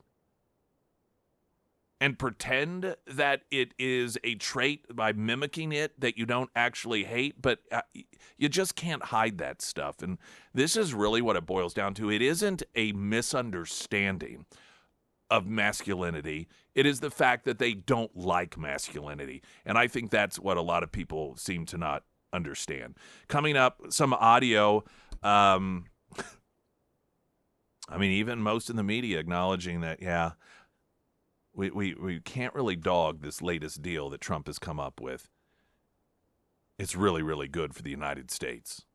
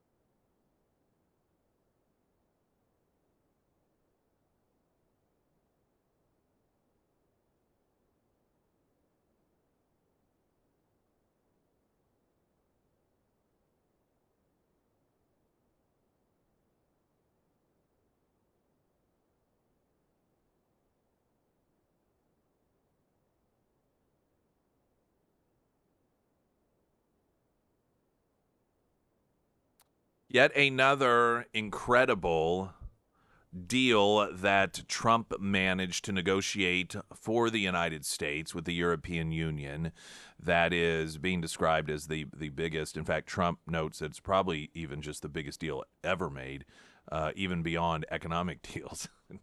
Yeah, I don't know exactly how you gauge it, but it certainly is without question big. And in fact, it is so big that despite you're going to have a little complaint over here, Democrats over here that are going to try to poo-poo and downplay it. But even in the media, they had a very difficult time evaluating this without praise. This is just a montage of a number of different outlets covering it. Some foreign, Sky News being one of them, some like CNN that are domestic, and having conversations about this deal that Trump has negotiated on behalf of the United States and the American people. Fantastic deal then struck by Donald Trump and just terrible negotiation on the part of the EU. I mean, how do you... I think that's an accurate assessment. Obviously, it's better than not having any deal at all at 30% or something, but this is really a wasted opportunity, I think, for the EU and absolutely a victory on behalf of the Trump administration. You know, Rita, Donald Trump is the only man that I've ever seen who flies over to Scotland, the home of golf, to play some rounds of golf with his family, to usher in a new Trump-affiliated golf course redesign, and he comes comes home bagging one of the greatest, most historic trade deals in the history of modern commerce. I mean, this is truly historic stuff. And whether it's really getting the better of Ursula von der Leyen and the European Union bureaucrats, whether it's the massive trade deal that the United States just reached with Japan about a week and a half ago. We had a deal with the Philippines in the interim that kind of flew under the radar. By the way, holding trade aside just for a second there, he also reached a ceasefire deal between Thailand and Cambodia. I mean, this is just like, it's just a rapid fire win after win after win. I mean, I have never experienced, frankly, this much winning from a president in my life. It's a triumph of a lot of things. Certainly, the president ought to take a victory lap. I think it ends up being good for the European Union. It's a blow against the conventional wisdom, which, of course, in the last quarter saw a lot of this as disastrous. The markets see the fact of the deal and the ratification of trade and the expansion of trade as the most important thing. And number one. Number two, I think there's a situation here where, as you've alluded to in your questioning with Tyler, that the geopolitical element of this also remains front and center, whether we're talking about the continued interdependence of the U.S. and European Union economies, or whether we're talking about investments in the United States and purchases of military equipment. You're seeing a tightening of the alliance, and I think, frankly, an attempt by both parties to push back a bit against China. Isabel, the bottom line is this is the biggest trade deal in President Trump's effort to effectively reshape the global trading order. That has been one of his central priorities since taking office in January. He's been issuing many threats of tariffs, but they clearly have been working in terms of bringing other countries, allies, and adversaries alike, in some cases, to the negotiating table. And the latest example was today here in Scotland when the leader of the European Commission, who of course is negotiating for the European Union, she agreed to a 15% across-the-board tariff. Now that is significantly higher than the 10% tariffs in existence now, but it's much lower than the 30% threat that was coming on Friday and the 50% threat that was made in May. So clearly there has been an instance where the president has been using his threats of higher tariffs as a negotiating tactic, and in this case it certainly worked. We've just heard the US and the EU agree to a framework deal, which they're touting as successful. But if we really look into the details, do we have a reason to celebrate just yet? Well, if you are the American energy industry, definitely, because there is an agreement that the EU will invest $750 billion, or rather buy $750 billion worth of American energy. So think oil, gas, that's a big win. Other sectors that are a big win is if the EU opens up its trade to U.S. companies with zero tariff. And there are specific areas where we do know that that's going to happen. The details haven't been released, but we do know some agricultural areas will be able to sell into the EU more easily. So those are wins. Seems like pretty positive stuff there. You know what? As I listen to all of these reports, these aren't Trump-friendly right-wing commentators. You know what I keep thinking about? What? I keep thinking about Taco. You remember what happened to that? Swalwell was one of those. Remember, he's eating tacos. Trump always chickens out. This was an attempt by the Democrats to portray Trump as putting America on the losing end of all of these negotiations, when in fact what was occurring was exactly a step needed in order for this to happen. Just a recap that pathetic attempt by Democrats to falsely portray Trump as chickening out. The whole point was to bring these countries to the negotiating table. And in fact, you heard the reference there to the fact that in this deal, the tariff level is going from 10% to 15%, and that while that is higher, it's less than the 30% that currently they were facing because of the Trump approach of putting everyone on alert. Okay, all of you that we got deals with in which we need a better deal, this is the new tariff level. If you don't like it, let us know, and we can work out a different deal in exchange for better deals for the United States, we will lower this new tariff rate for you. That was the whole point of it. And the way that Trump looked at it is if you had any particular country say, no, we'll deal with the higher tariffs, he's like, okay, well, that's just more revenue for us. So we win either way. We'd prefer to have you come and renegotiate, but if not, hey, we get more money out of you by way of tariffs. And so a number of countries began coming forward and they said, okay, we want to talk. And so what Trump would do, he'd say, all right, well, we'll put those increased tariffs on hold for 60 days while we come up with a new deal. That was the whole point. That was the carrot at the end of the stick. And the Democrats tried to portray that as, look at Trump, he's chickening out because he's all of a sudden lowering these tariffs. Let's eat tacos on TikTok and say that Trump always chickens out.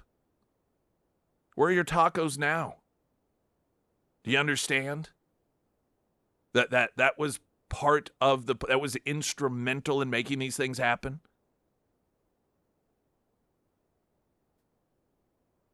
I do find it amusing that was just another one of those many, many, many ideas that some Democrat came up with that they all jumped on board thinking, oh, this is the thing that's really going to go viral and it's really going to give us the upper hand when it comes to this tariff narrative. And after a week, it was gone.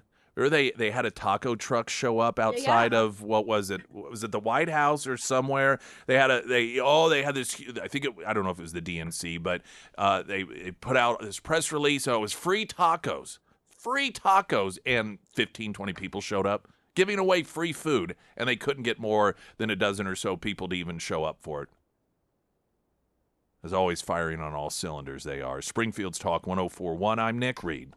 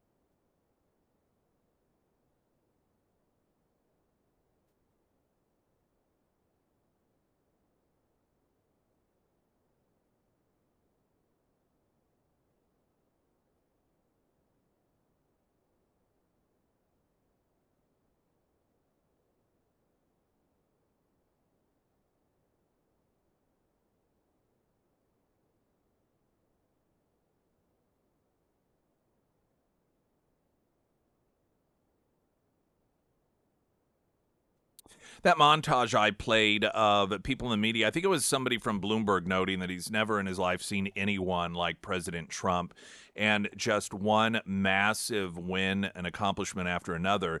And he mentioned, just almost as an offhand, oh yeah, and by the way, he just got a peace agreement between Thailand and Cambodia.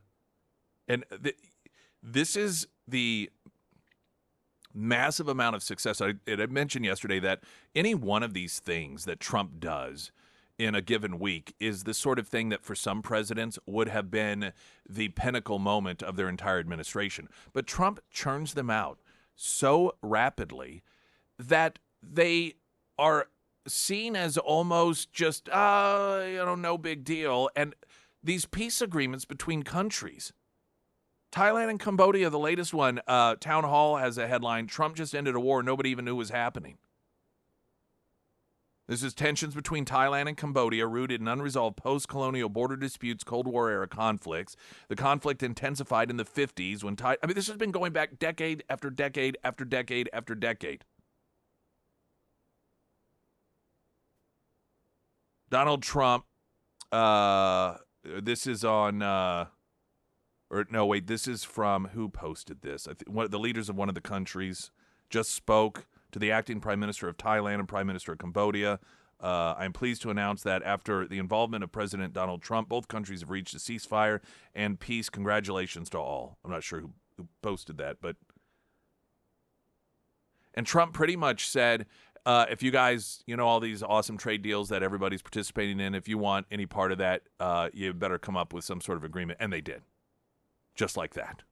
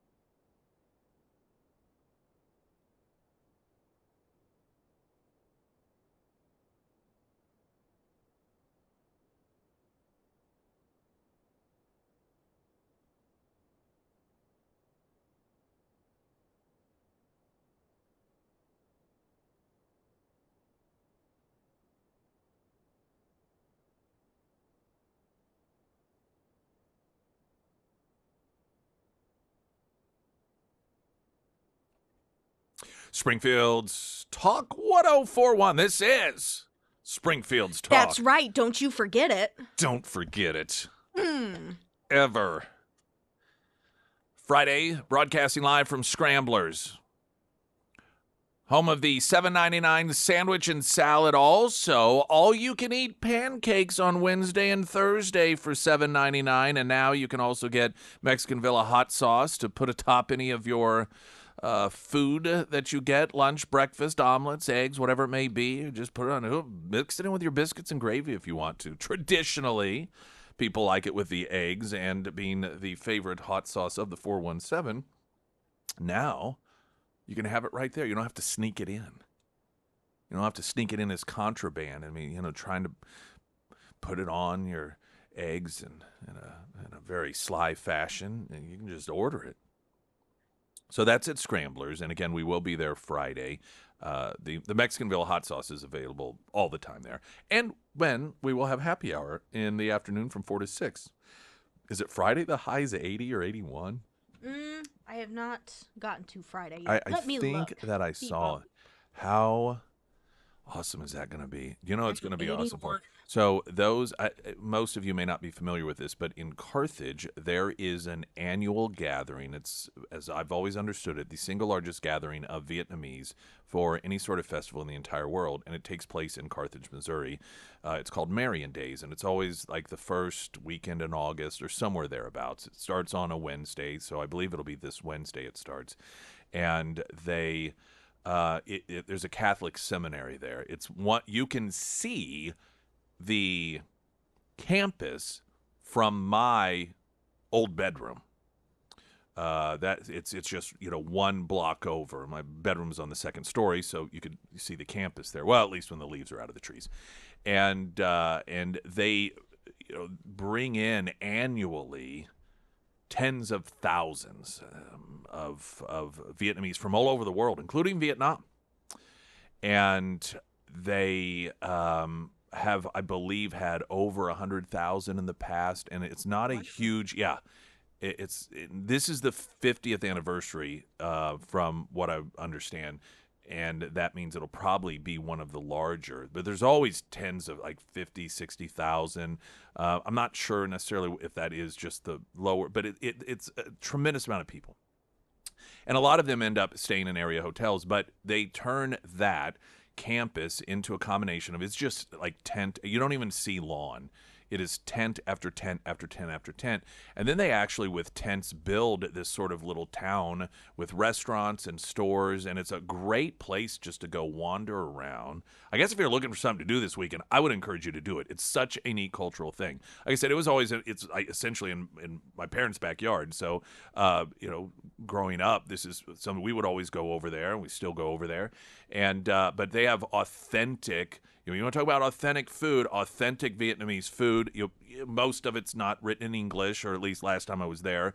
But, of course, they are so welcoming to us white folk, or, probably any race. But, and I think, in fact, a lot of times they love non-Vietnamese people coming and experiencing it.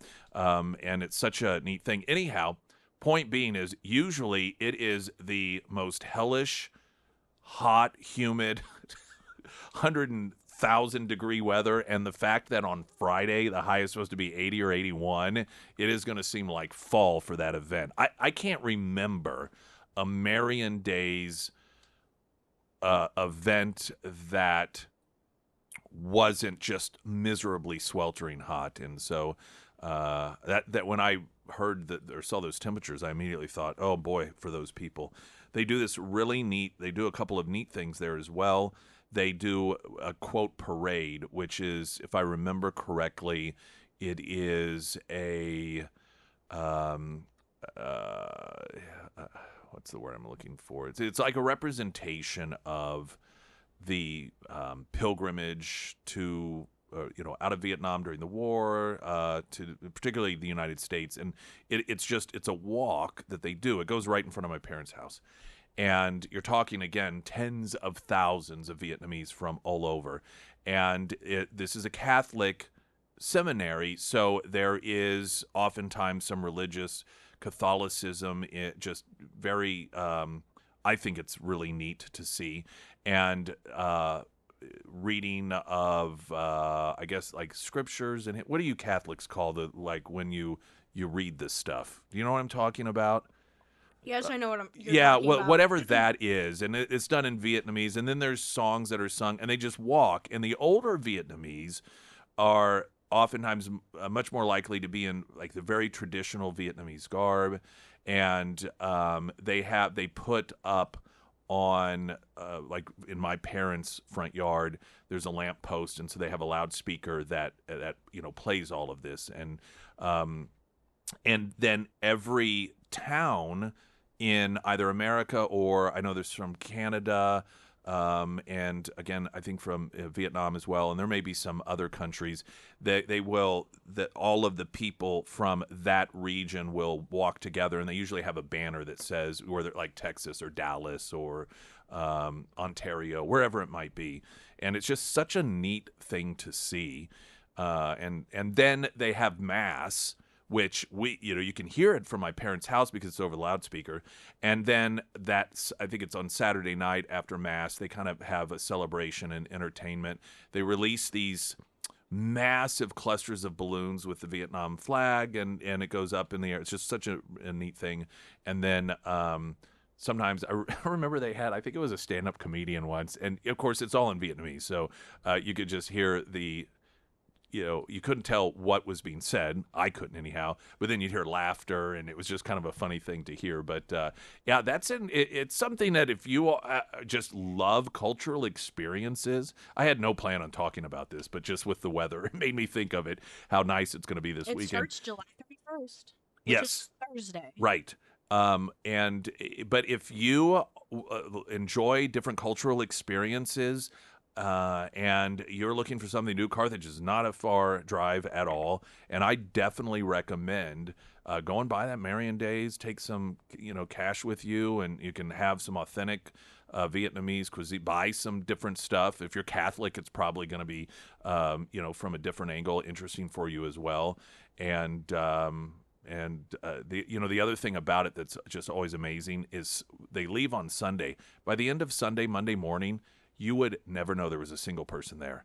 There is not a speck of trash that is left behind. It is absolutely the most remarkable thing you've ever seen.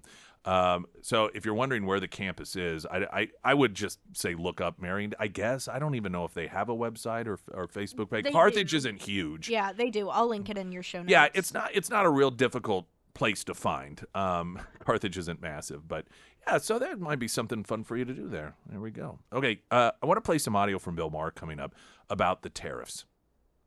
And then also, there's a number of different stories. Josh Hawley introducing legislation to send $600 tariff rebate checks to Americans. Now, this is something that sometimes this is just me. Sometimes I feel like Trump will kind of mention, hey, this might be a good idea, and then Josh Hawley immediately comes up with legislation for it, which isn't a bad thing, getting ahead of the curve. I'm not sold on this idea. It's not the worst thing in the world, but I thought I'd talk a little bit about it, and it's $600 rebate check under certain circumstances, and then if you get kids in there, you get a little bit more and so forth. So what details are available on that coming up in just a couple of moments. Latest news update.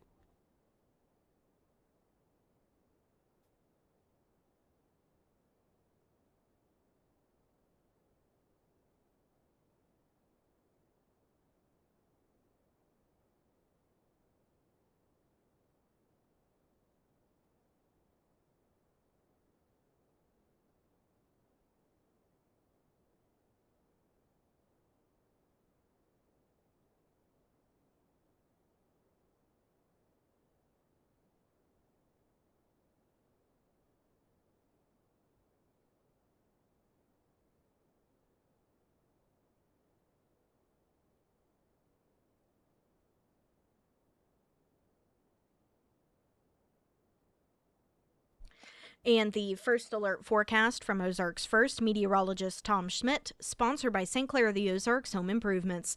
A heat advisory is in effect for the entire listening area until Wednesday. Today it's going to be a hot one with a high near 97. Tonight mostly clear with a low around 76. For your Wednesday, we'll see a slight chance for showers in the afternoon, otherwise sunny and hot with a high near 97. And taking a look at Thursday, we'll see a 50% chance of showers and thunderstorms, and then partly sunny with a high near 84. Want to say hello to Grandma T in Perryville over on the other side of the state. Yeah, hey, Grandma T. We got a really nice text message on the Pyramid Roofing Company talk and text line from a listener saying that he is from that area and his grandma over there in Perryville listens to us online on her iPhone. And so wanted to give a shout out to her. Last time I was in Perryville, I was buying donuts. Yeah. I'll have to cut Grandma T.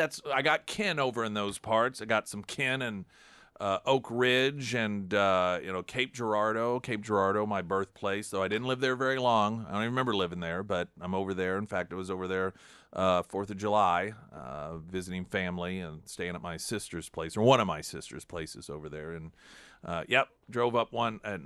I forgot even when it was, but that was the last time I was in Perryville. We went up there to get some donuts. And they were good donuts. I enjoyed them. So maybe next time in Perryville, stop by and see Grandma T. But appreciate you listening. Calvin texted in, mentioned he's been to Marion Days. He thinks it's pretty cool. Yeah, I recommend it. Yeah, I think you've got me sold. I think I'm going. I might head up there too. The weather will be nice, and my parents always try to make it over there, and so. Yeah, maybe I'll see. I think the wife and girl child may be working. Well, you can tag We're going to play along. it by ear. Yeah, I'll just piggyback off you guys, maybe.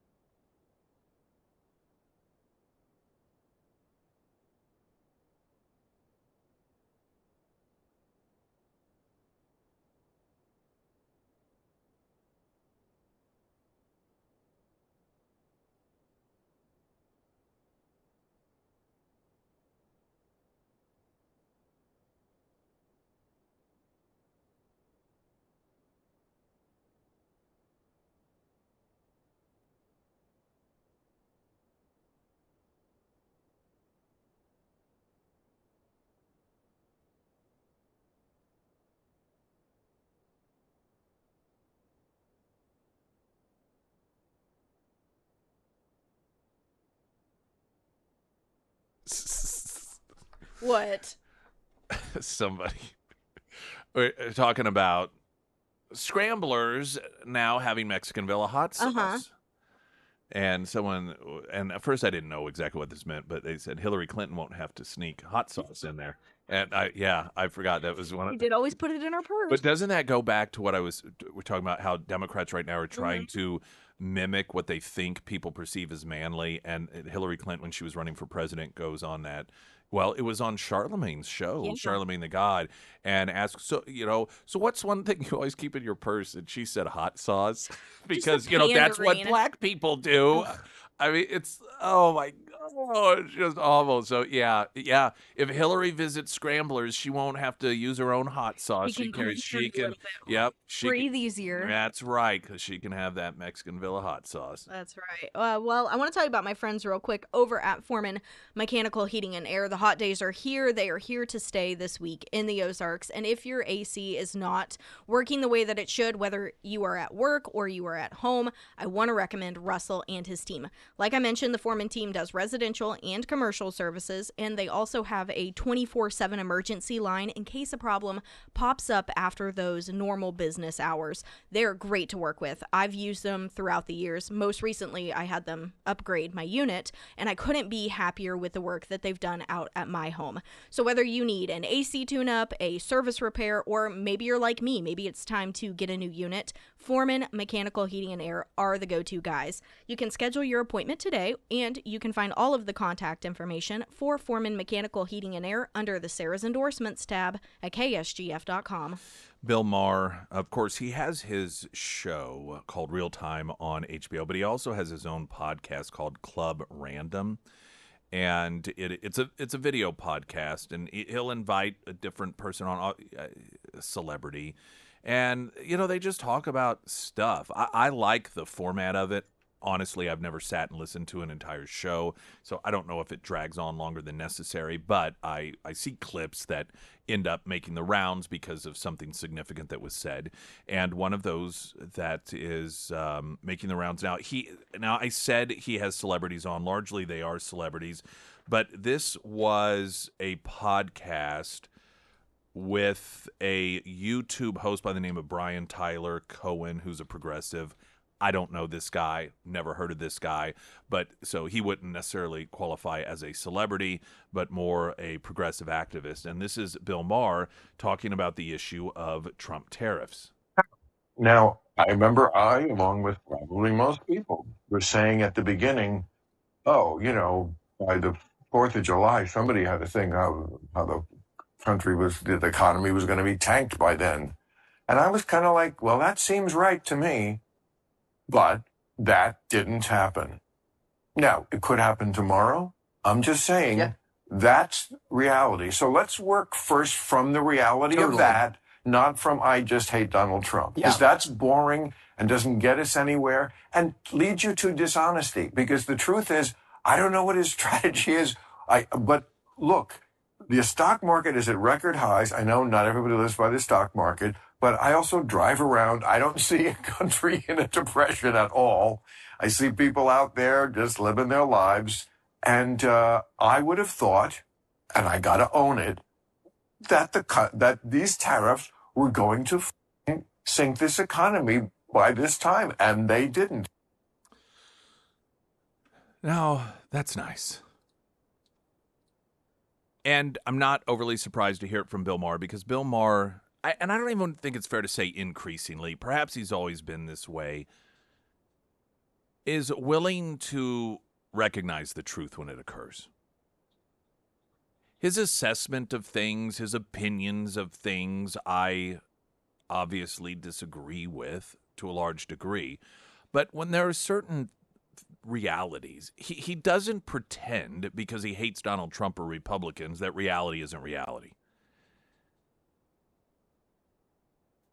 This approach of his first became relatively known when it came to the issue of Islam and the Middle East, and his rejection of this idea that in the Middle East, it's just a few bad apples, but overall everyone's peaceful there. And he's like, that is not true. I mean, he would just call out the truth.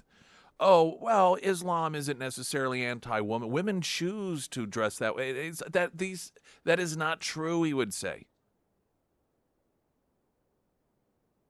And when it comes to, now, of course, a lot of people on the left gave him flack because he met with Trump and he told the truth about that experience. The left does not like the truth.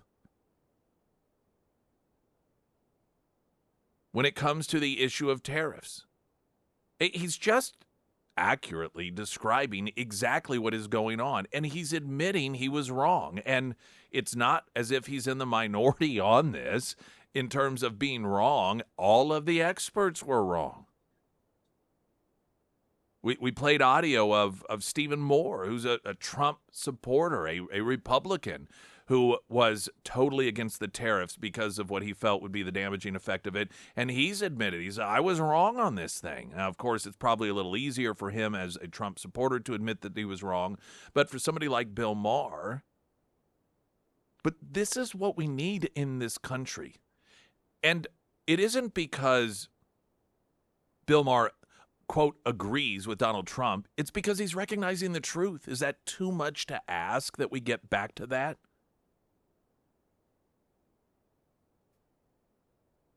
I would love to get back to the days in which the Democrat Party would at least acknowledge the truth. And when I say the truth, listen, again, when it comes to philosophies and opinions, and they're going to have different opinions. The truth is, gun control laws don't work. I don't expect them to acknowledge that. But when there is the result of something, for example, the tariffs didn't tank the economy, admit that. That, oh, wait a minute, maybe this isn't a bad thing after all.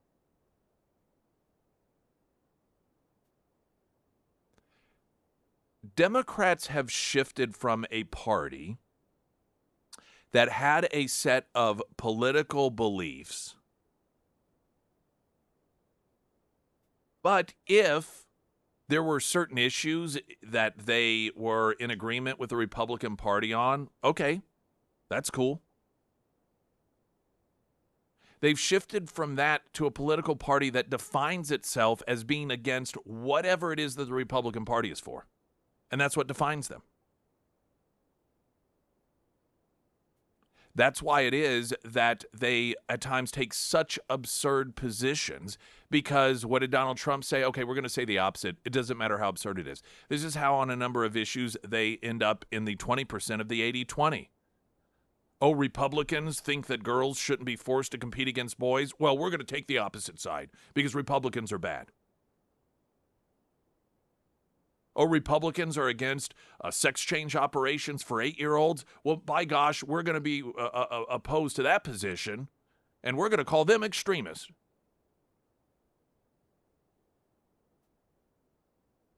When your identity is defined by someone else, you don't have an identity.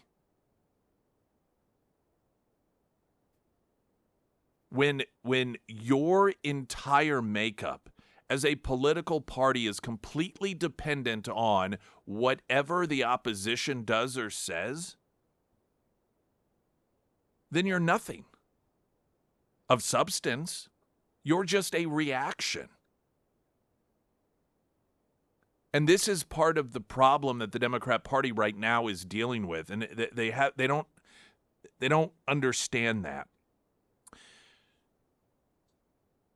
There was years ago I was at a restaurant, and it was a locally owned restaurant, and I think it was the owner of the restaurant made a comment to me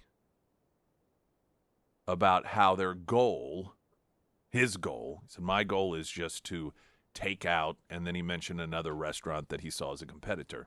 And I remember thinking, well, you're going to fail. I didn't say that. But at least the way that he expressed it to me, his entire identity was wrapped up in being the opposite of someone else and trying to take them down. I have no idea why, if it was a personal thing or just a competitive thing. I'm not sure the reason behind it. But and he didn't last. I don't know how long, but it didn't seem like maybe a few months. Maybe a year before he went under. Well, that's because then you aren't anything. You're simply making yourself the opposite of someone else. You are allowing someone else to define you. And if you don't have your own goals, if you don't have your own belief system, if you don't have your own motivation for doing something outside of it simply being because it's against someone else, you're not going to succeed. And this is what the Democrat Party, right, the foundational problem is of the Democrat Party. They don't, there's this argument over, do they stand for something or don't they? And some people say, well, they do. They stand for transgender surgeries for kids. Yeah, but why do they stand for that? It's because Republicans are against it.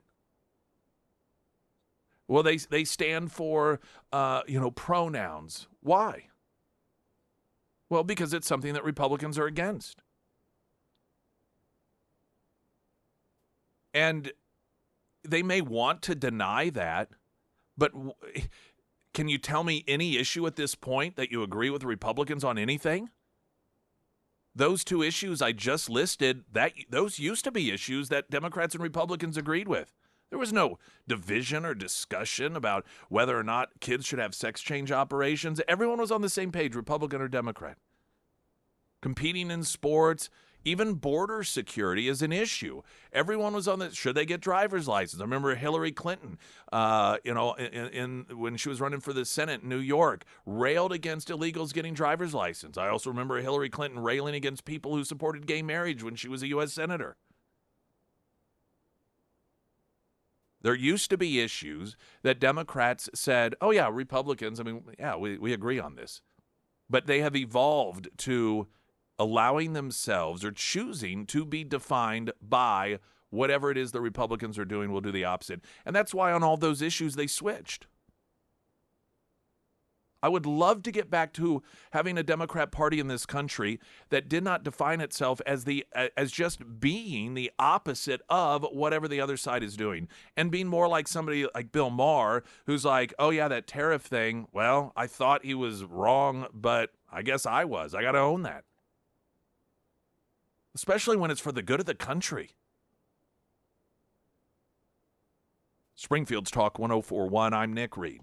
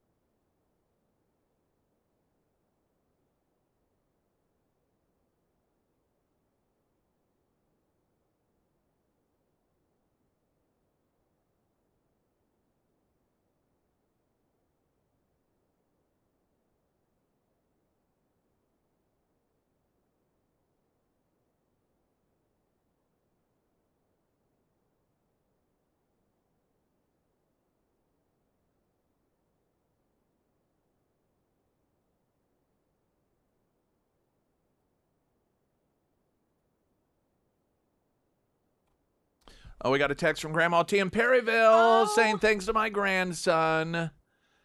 His name is Nick. Oh. So thanks to my grandson, Nick, who turned me on to Nick in the morning, Grandma T. So fantastic. All right, we'll have a weather update in a moment. Then I want to talk about Josh Hawley introducing legislation to send $600 tariff rebate checks to Americans. This is on the heels of, Trump. He was asked about it because I think it got mentioned elsewhere, and Trump's like, well, yeah, we'll think about doing that. Maybe we will do that. I don't like this idea. I'm not it's not the worst thing in the world of all this stuff out there that could be done, but I don't know. I just don't like it. I'll just give you my thoughts on it. Maybe you disagree with me. I don't know that this is as black and white of an issue as some others, but nonetheless, Traffic Now, I'm Nick Reed.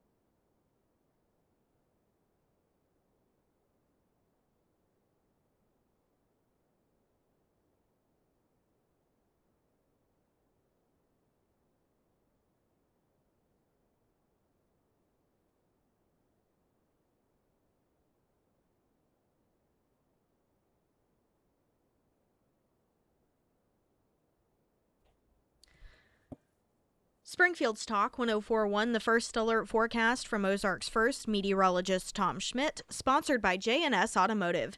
A heat advisory is in effect for the entire listening area until Wednesday. Today it's going to be a hot one with a high near 97. Tonight mostly clear with a low around 76. For your Wednesday, we'll see a slight chance for showers in the afternoon, otherwise sunny and hot with a high near 97. And taking a look at Thursday, a 50% chance of showers and thunderstorms, and then partly sunny with a high near 84. Boy, I really wondered if this wasn't the case. So the New York shooter, here's some latest information. The gunman who stormed, this is Fox News, the gunman who stormed a high-rise building in the heart of New York City on Monday was trying to target the NFL's headquarters but took the wrong elevator bank, according to Eric Adams, the mayor, which I obviously you think, oh, that's tragic. But, I mean, it would be tragic either which way, but those are just the sort of things that, and if you're in the NFL office, you're thinking, oh my gosh, thank goodness. If you were in the other office, of course, you're thinking, oh my gosh, how horrific this loss of life because he went in the wrong door. Adams appeared on Fox 5's New York, Good Day New York, and said the gunman accidentally entered the wrong elevator banks, said he went to the floor where Rubin Management was located. Quote, it's unfortunate that during these days and times active shooter drills are taking place all across the country, and Rubin Management did their job of clearly having those active shooter drills, and the staffers who were in the building were able to utilize some of the safe rooms, and I believe it played a great role in saving lives and some of the staffers, which many of you have probably seen the visuals of. They'd stacked furniture up as a way to protect themselves from the gunman. So, yeah, it appears as if this individual had some sort of grievance against someone or just the NFL itself. That's what that targeting was all about, but went into the wrong location. Hawley introduces legislation to send $600 tariff rebate checks to Americans. Missouri Republican Senator Hawley Monday introduced the legislation sending at least $600 to every American adult and child in the form of tariff rebate checks that is similar to pandemic-era stimulus checks. He co-authored the legislation creating COVID-19 pandemic stimulus checks with Bernie Sanders, which he seems to just... Why does he always team up with these socialists? So the move for this latest potential rebate comes after Trump told reporters last week he would be interested in sending American tariffs-related rebate checks, though he did not indicate how much those would be. And here's something that, by the way, just as somewhat of a side note, I would recommend that you always be aware of. When the media reports that Trump proposes something or suggests something, that could mean a very wide range of things. There have been instances, and this is to some degree one of those instances, in which Trump is asked, hey, so-and-so said this, what do you think about it? And Trump's like, oh, that might be interesting to look at. And then that is reported as Trump proposes or Trump is thinking about.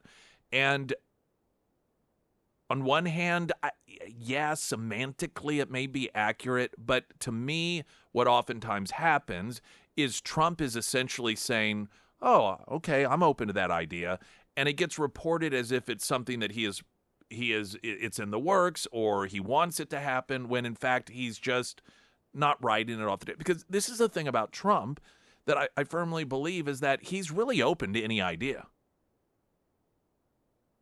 If it's an idea that hasn't been proposed or he hasn't thought about, and so when somebody comes along and asks him,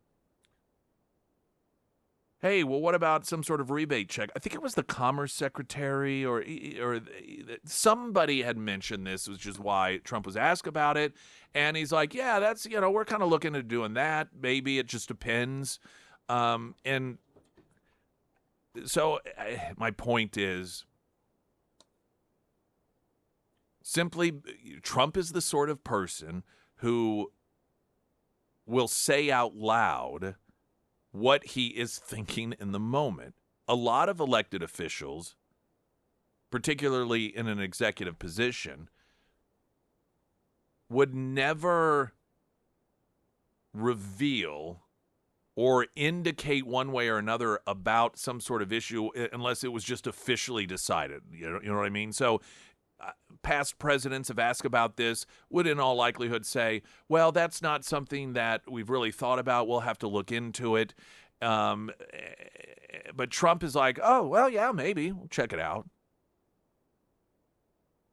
So I just recommend we always take with a grain of salt and recognize that Trump is someone who will just say, oh, yeah, I'm open to that. That doesn't mean that he's going to do it. And so now that doesn't mean that it's not going to be done. Politically, of course, this is seen as something that people would like. This is, seen as a way to demonstrate to people that the tariffs are working. Look here, see, you benefit from it. It's a way to more directly relate to people the benefits of tariffs, because while as a country we are already beginning to see a lot of the benefits of the and the negotiations that are coming out of the tariffs, long term we are going to generationally, in all likelihood, as a country be benefiting from this. But that isn't something that necessarily people feel like they do when they get a check for $600 in the mail. And so oftentimes there is this instinct to really make sure you know that this is good, and so here's some of that money. Hawley's legislation would send $600 to adult Americans and dependent children who make less than $75,000 a year for individuals, $112,000 a year for head of households, and $15,000 for joint filers. The rebate check for those who make more than that would be reduced by 5%, which of course I'm opposed to. Why discriminate against people just because they're more successful? Now, some will say, well, because they don't need it. Well, is that the argument, that it's because people need this? Because that's already the argument some Democrats are making. That this was made by Jessica Tarloff on Fox News, and it's clear this is one of the talking points that Democrats are going to use in order to push back against this. This is proof that even Trump knows the tariffs are hurting people. He is trying to offset that economic pain by paying people off. That doesn't mean that it shouldn't be done. I mean, again, no matter what Trump does, Democrats are going to be opposed to it. I'm just a believer that if you're going to give rebates to some, particularly people who pay more taxes, they should get more. Not a percentage more. Just treat everyone the same. Who pays taxes? I did email Holly's office, and last I checked, I hadn't gotten a response. Would people who don't pay income taxes also get this, quote, rebate? Because then it's not a rebate. Now, the way that the story in Just the News is written, it says Missouri Republican Senator Josh Hawley introduced legislation that would send at least $600 to every American adult and child in the form of a tariff rebate check that is similar to pandemic-era stimulus checks. Well, not everyone pays income taxes. And not everyone who has a job pays income taxes. The one thing I'm definitely opposed to is giving a rebate that's not a rebate, because then that's just welfare. And so if this legislation is going to give a rebate to people who aren't paying any income tax to begin with, then I'm totally opposed to that. It's a handout. Now, what about to those of us who do pay taxes?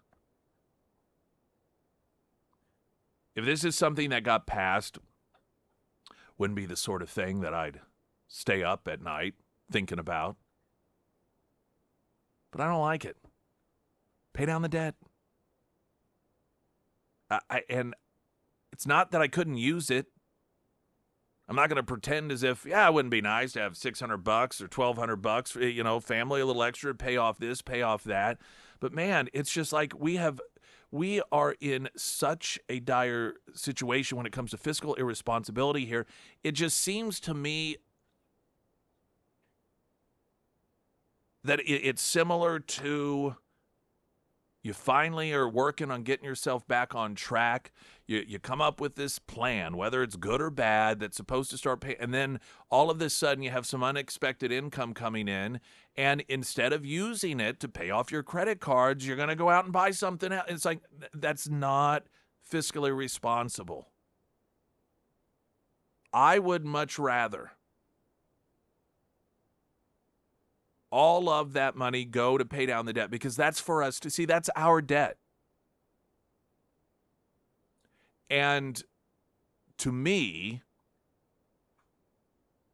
we're going to be better off. Our kids are going to be better off. Their kids are going to be better off if we get back to a place of fiscal responsibility as a nation. And that is going to be much, much, much more valuable than a $600 check is to me. Because committing to paying off the debt is a long-term solution. Having $600 to spend on whatever that's going to come, it's going to go, and then what? We're just kind of exactly where we are. I'm not saying that it's the worst idea in the world, and I'm not saying that people who think it's a good idea are doing anything wrong. I just feel like it's the wrong attitude. It's the wrong mindset. And that debt is unfortunately my debt, beyond my control. That debt has been, in my opinion, immorally placed upon me by elected officials that want to buy votes, ultimately. That's what it's all about. Buy votes by way of this give you that program. I'm going to spend over here, got to spend over there. And it's my money. And so I don't see it as, well, if a check is written to me, then I benefit. But if it goes towards the debt, I don't. I do when it goes towards the debt. Anyway, that's just my thought on it. Like I said, if this is something that ends up being done, and then we're all given checks as a part of the revenue coming in from tariffs, I'm not gonna be angry or lose sleep over it. I just don't think it's a good idea. I think that we've got to get into this mindset of, nope, we need to be responsible and pay down that debt.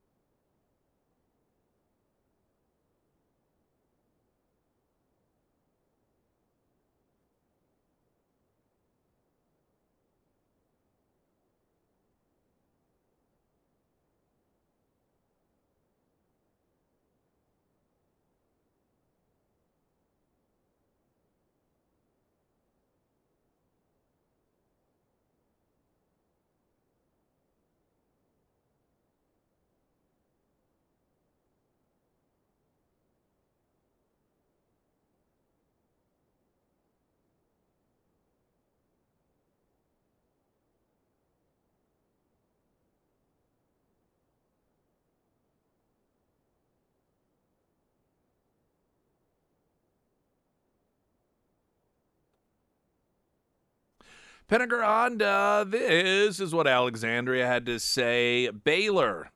One of the things I love about these reviews is that the people who write the reviews remember the names of the people at Pinnaker Honda, and not for bad reasons. What is your name? I'm going to post something about. No, they're all for positive reasons, not bad reasons. Baylor went above and beyond for our needs. As a big family, got us into the perfect car. Honda was a great experience. Other dealerships have left me stressed, but this whole process was stress-free. David said, Afton, Paul, Justin were amazing, made buying a car quick and painless.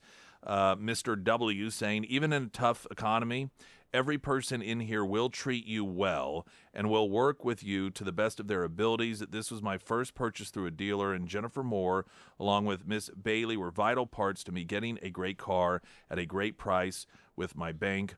All love. And that's what you get. It's the same sort of experience I had with the Pinnaker family. Of course, there are 3 area Pinnaker locations, Honda being the newest one on South Campbell, just south of Walnut Lawn. That's Pinnaker Honda. A couple text messages. Josh Hawley introducing legislation off of Trump making comments that he'd be open, thinking about maybe rebates depending on how much of this tariff revenue comes in. I think it needs to be used to pay off the debt. Hawley, though, writing up legislation that would give like $600 to an adult and then maybe $1,200 couple and so forth with certain stipulations.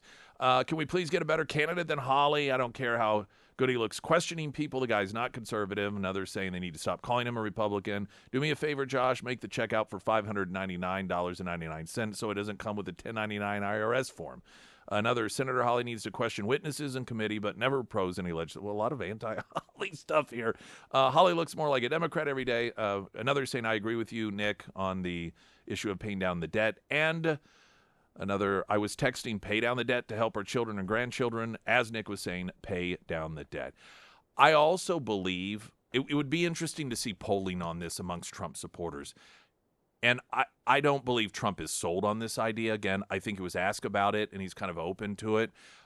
But I suspect that there are a lot of Republicans who may overestimate the amount of support amongst Republicans for getting rebate checks as opposed to paying down the debt. And maybe I'd be the wrong one here. I could be totally wrong. It could be 80% of Trump supporters say, yeah, give us some of that money instead of paying down the debt. I don't know. I would genuinely be curious to see an actual accurate poll gauging how Republicans feel about it. And Democrats as well, because on one hand, they love to get money, particularly if they didn't earn it, but they also hate Trump. So that might be quite a conundrum for them.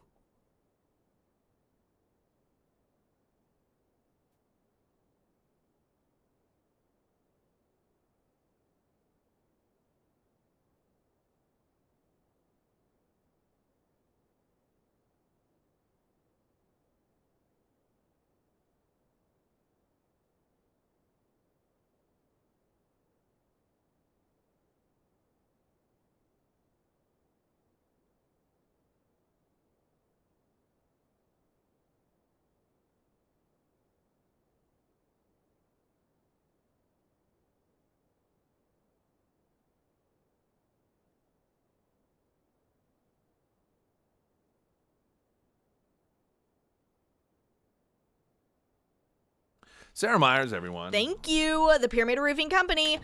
Great people. I recommend them. That's the end of that endorsement. All right, good job. No, just kidding. Right now is a great time to get ahead of fall, get that checkup on your roof's health. And the Pyramid Roofing Company team, they offer free roof inspections and they work with you. From helping find the best solution for you and your home to the insurance process, they are with you every step of the way. So whether you need a whole new roof or a simple roof repair, or you just want a free roof inspection to see how your roof is doing, if it is ready for the fall, reach out to Josh and his team today. Now, you can find all of the contact information under the Sarah's Endorsements tab at ksgf.com. All right, Trump yesterday asked some questions about the Epstein files. I can say this, those files were run by the worst scum on earth. They were run by Comey, they were run by Garland, they were run by Biden, and all of the people that actually ran the government, including the auto pen. Those files were run for 4 years by those people. If they had anything, I assume they would have released it. Well, and that, of course, is the obvious point. In order to believe that Trump is implicated in the Epstein files, you have to believe that the people who even went as far as concocting fake intelligence decided to cover that up for him, which, of course, defies reality. What about the birthday card? I don't do drawings. I'm not a drawing person. I don't do drawings. Sometimes people say, would you draw a building? And I'll draw 4 lines and a little roof, for a charity stuff. But I'm not a drawing person. I don't do drawings of women, that I can tell you. They say there's a drawing of a woman, and I don't do drawings of women. He also made reference to the fact that he never went to Epstein Island. He mentioned that he heard Bill Clinton went about 28 times and the president of Harvard as well, and some other people, but he didn't go. I just love the way that sometimes he throws those things in there. Those questions, by the way, were asked and answered as he sat next to the Prime Minister of the UK. All right, hope everyone has a fantastic rest of your day. I'll chat with you tomorrow. Glenn Beck's coming up next. I'm Nick Reed.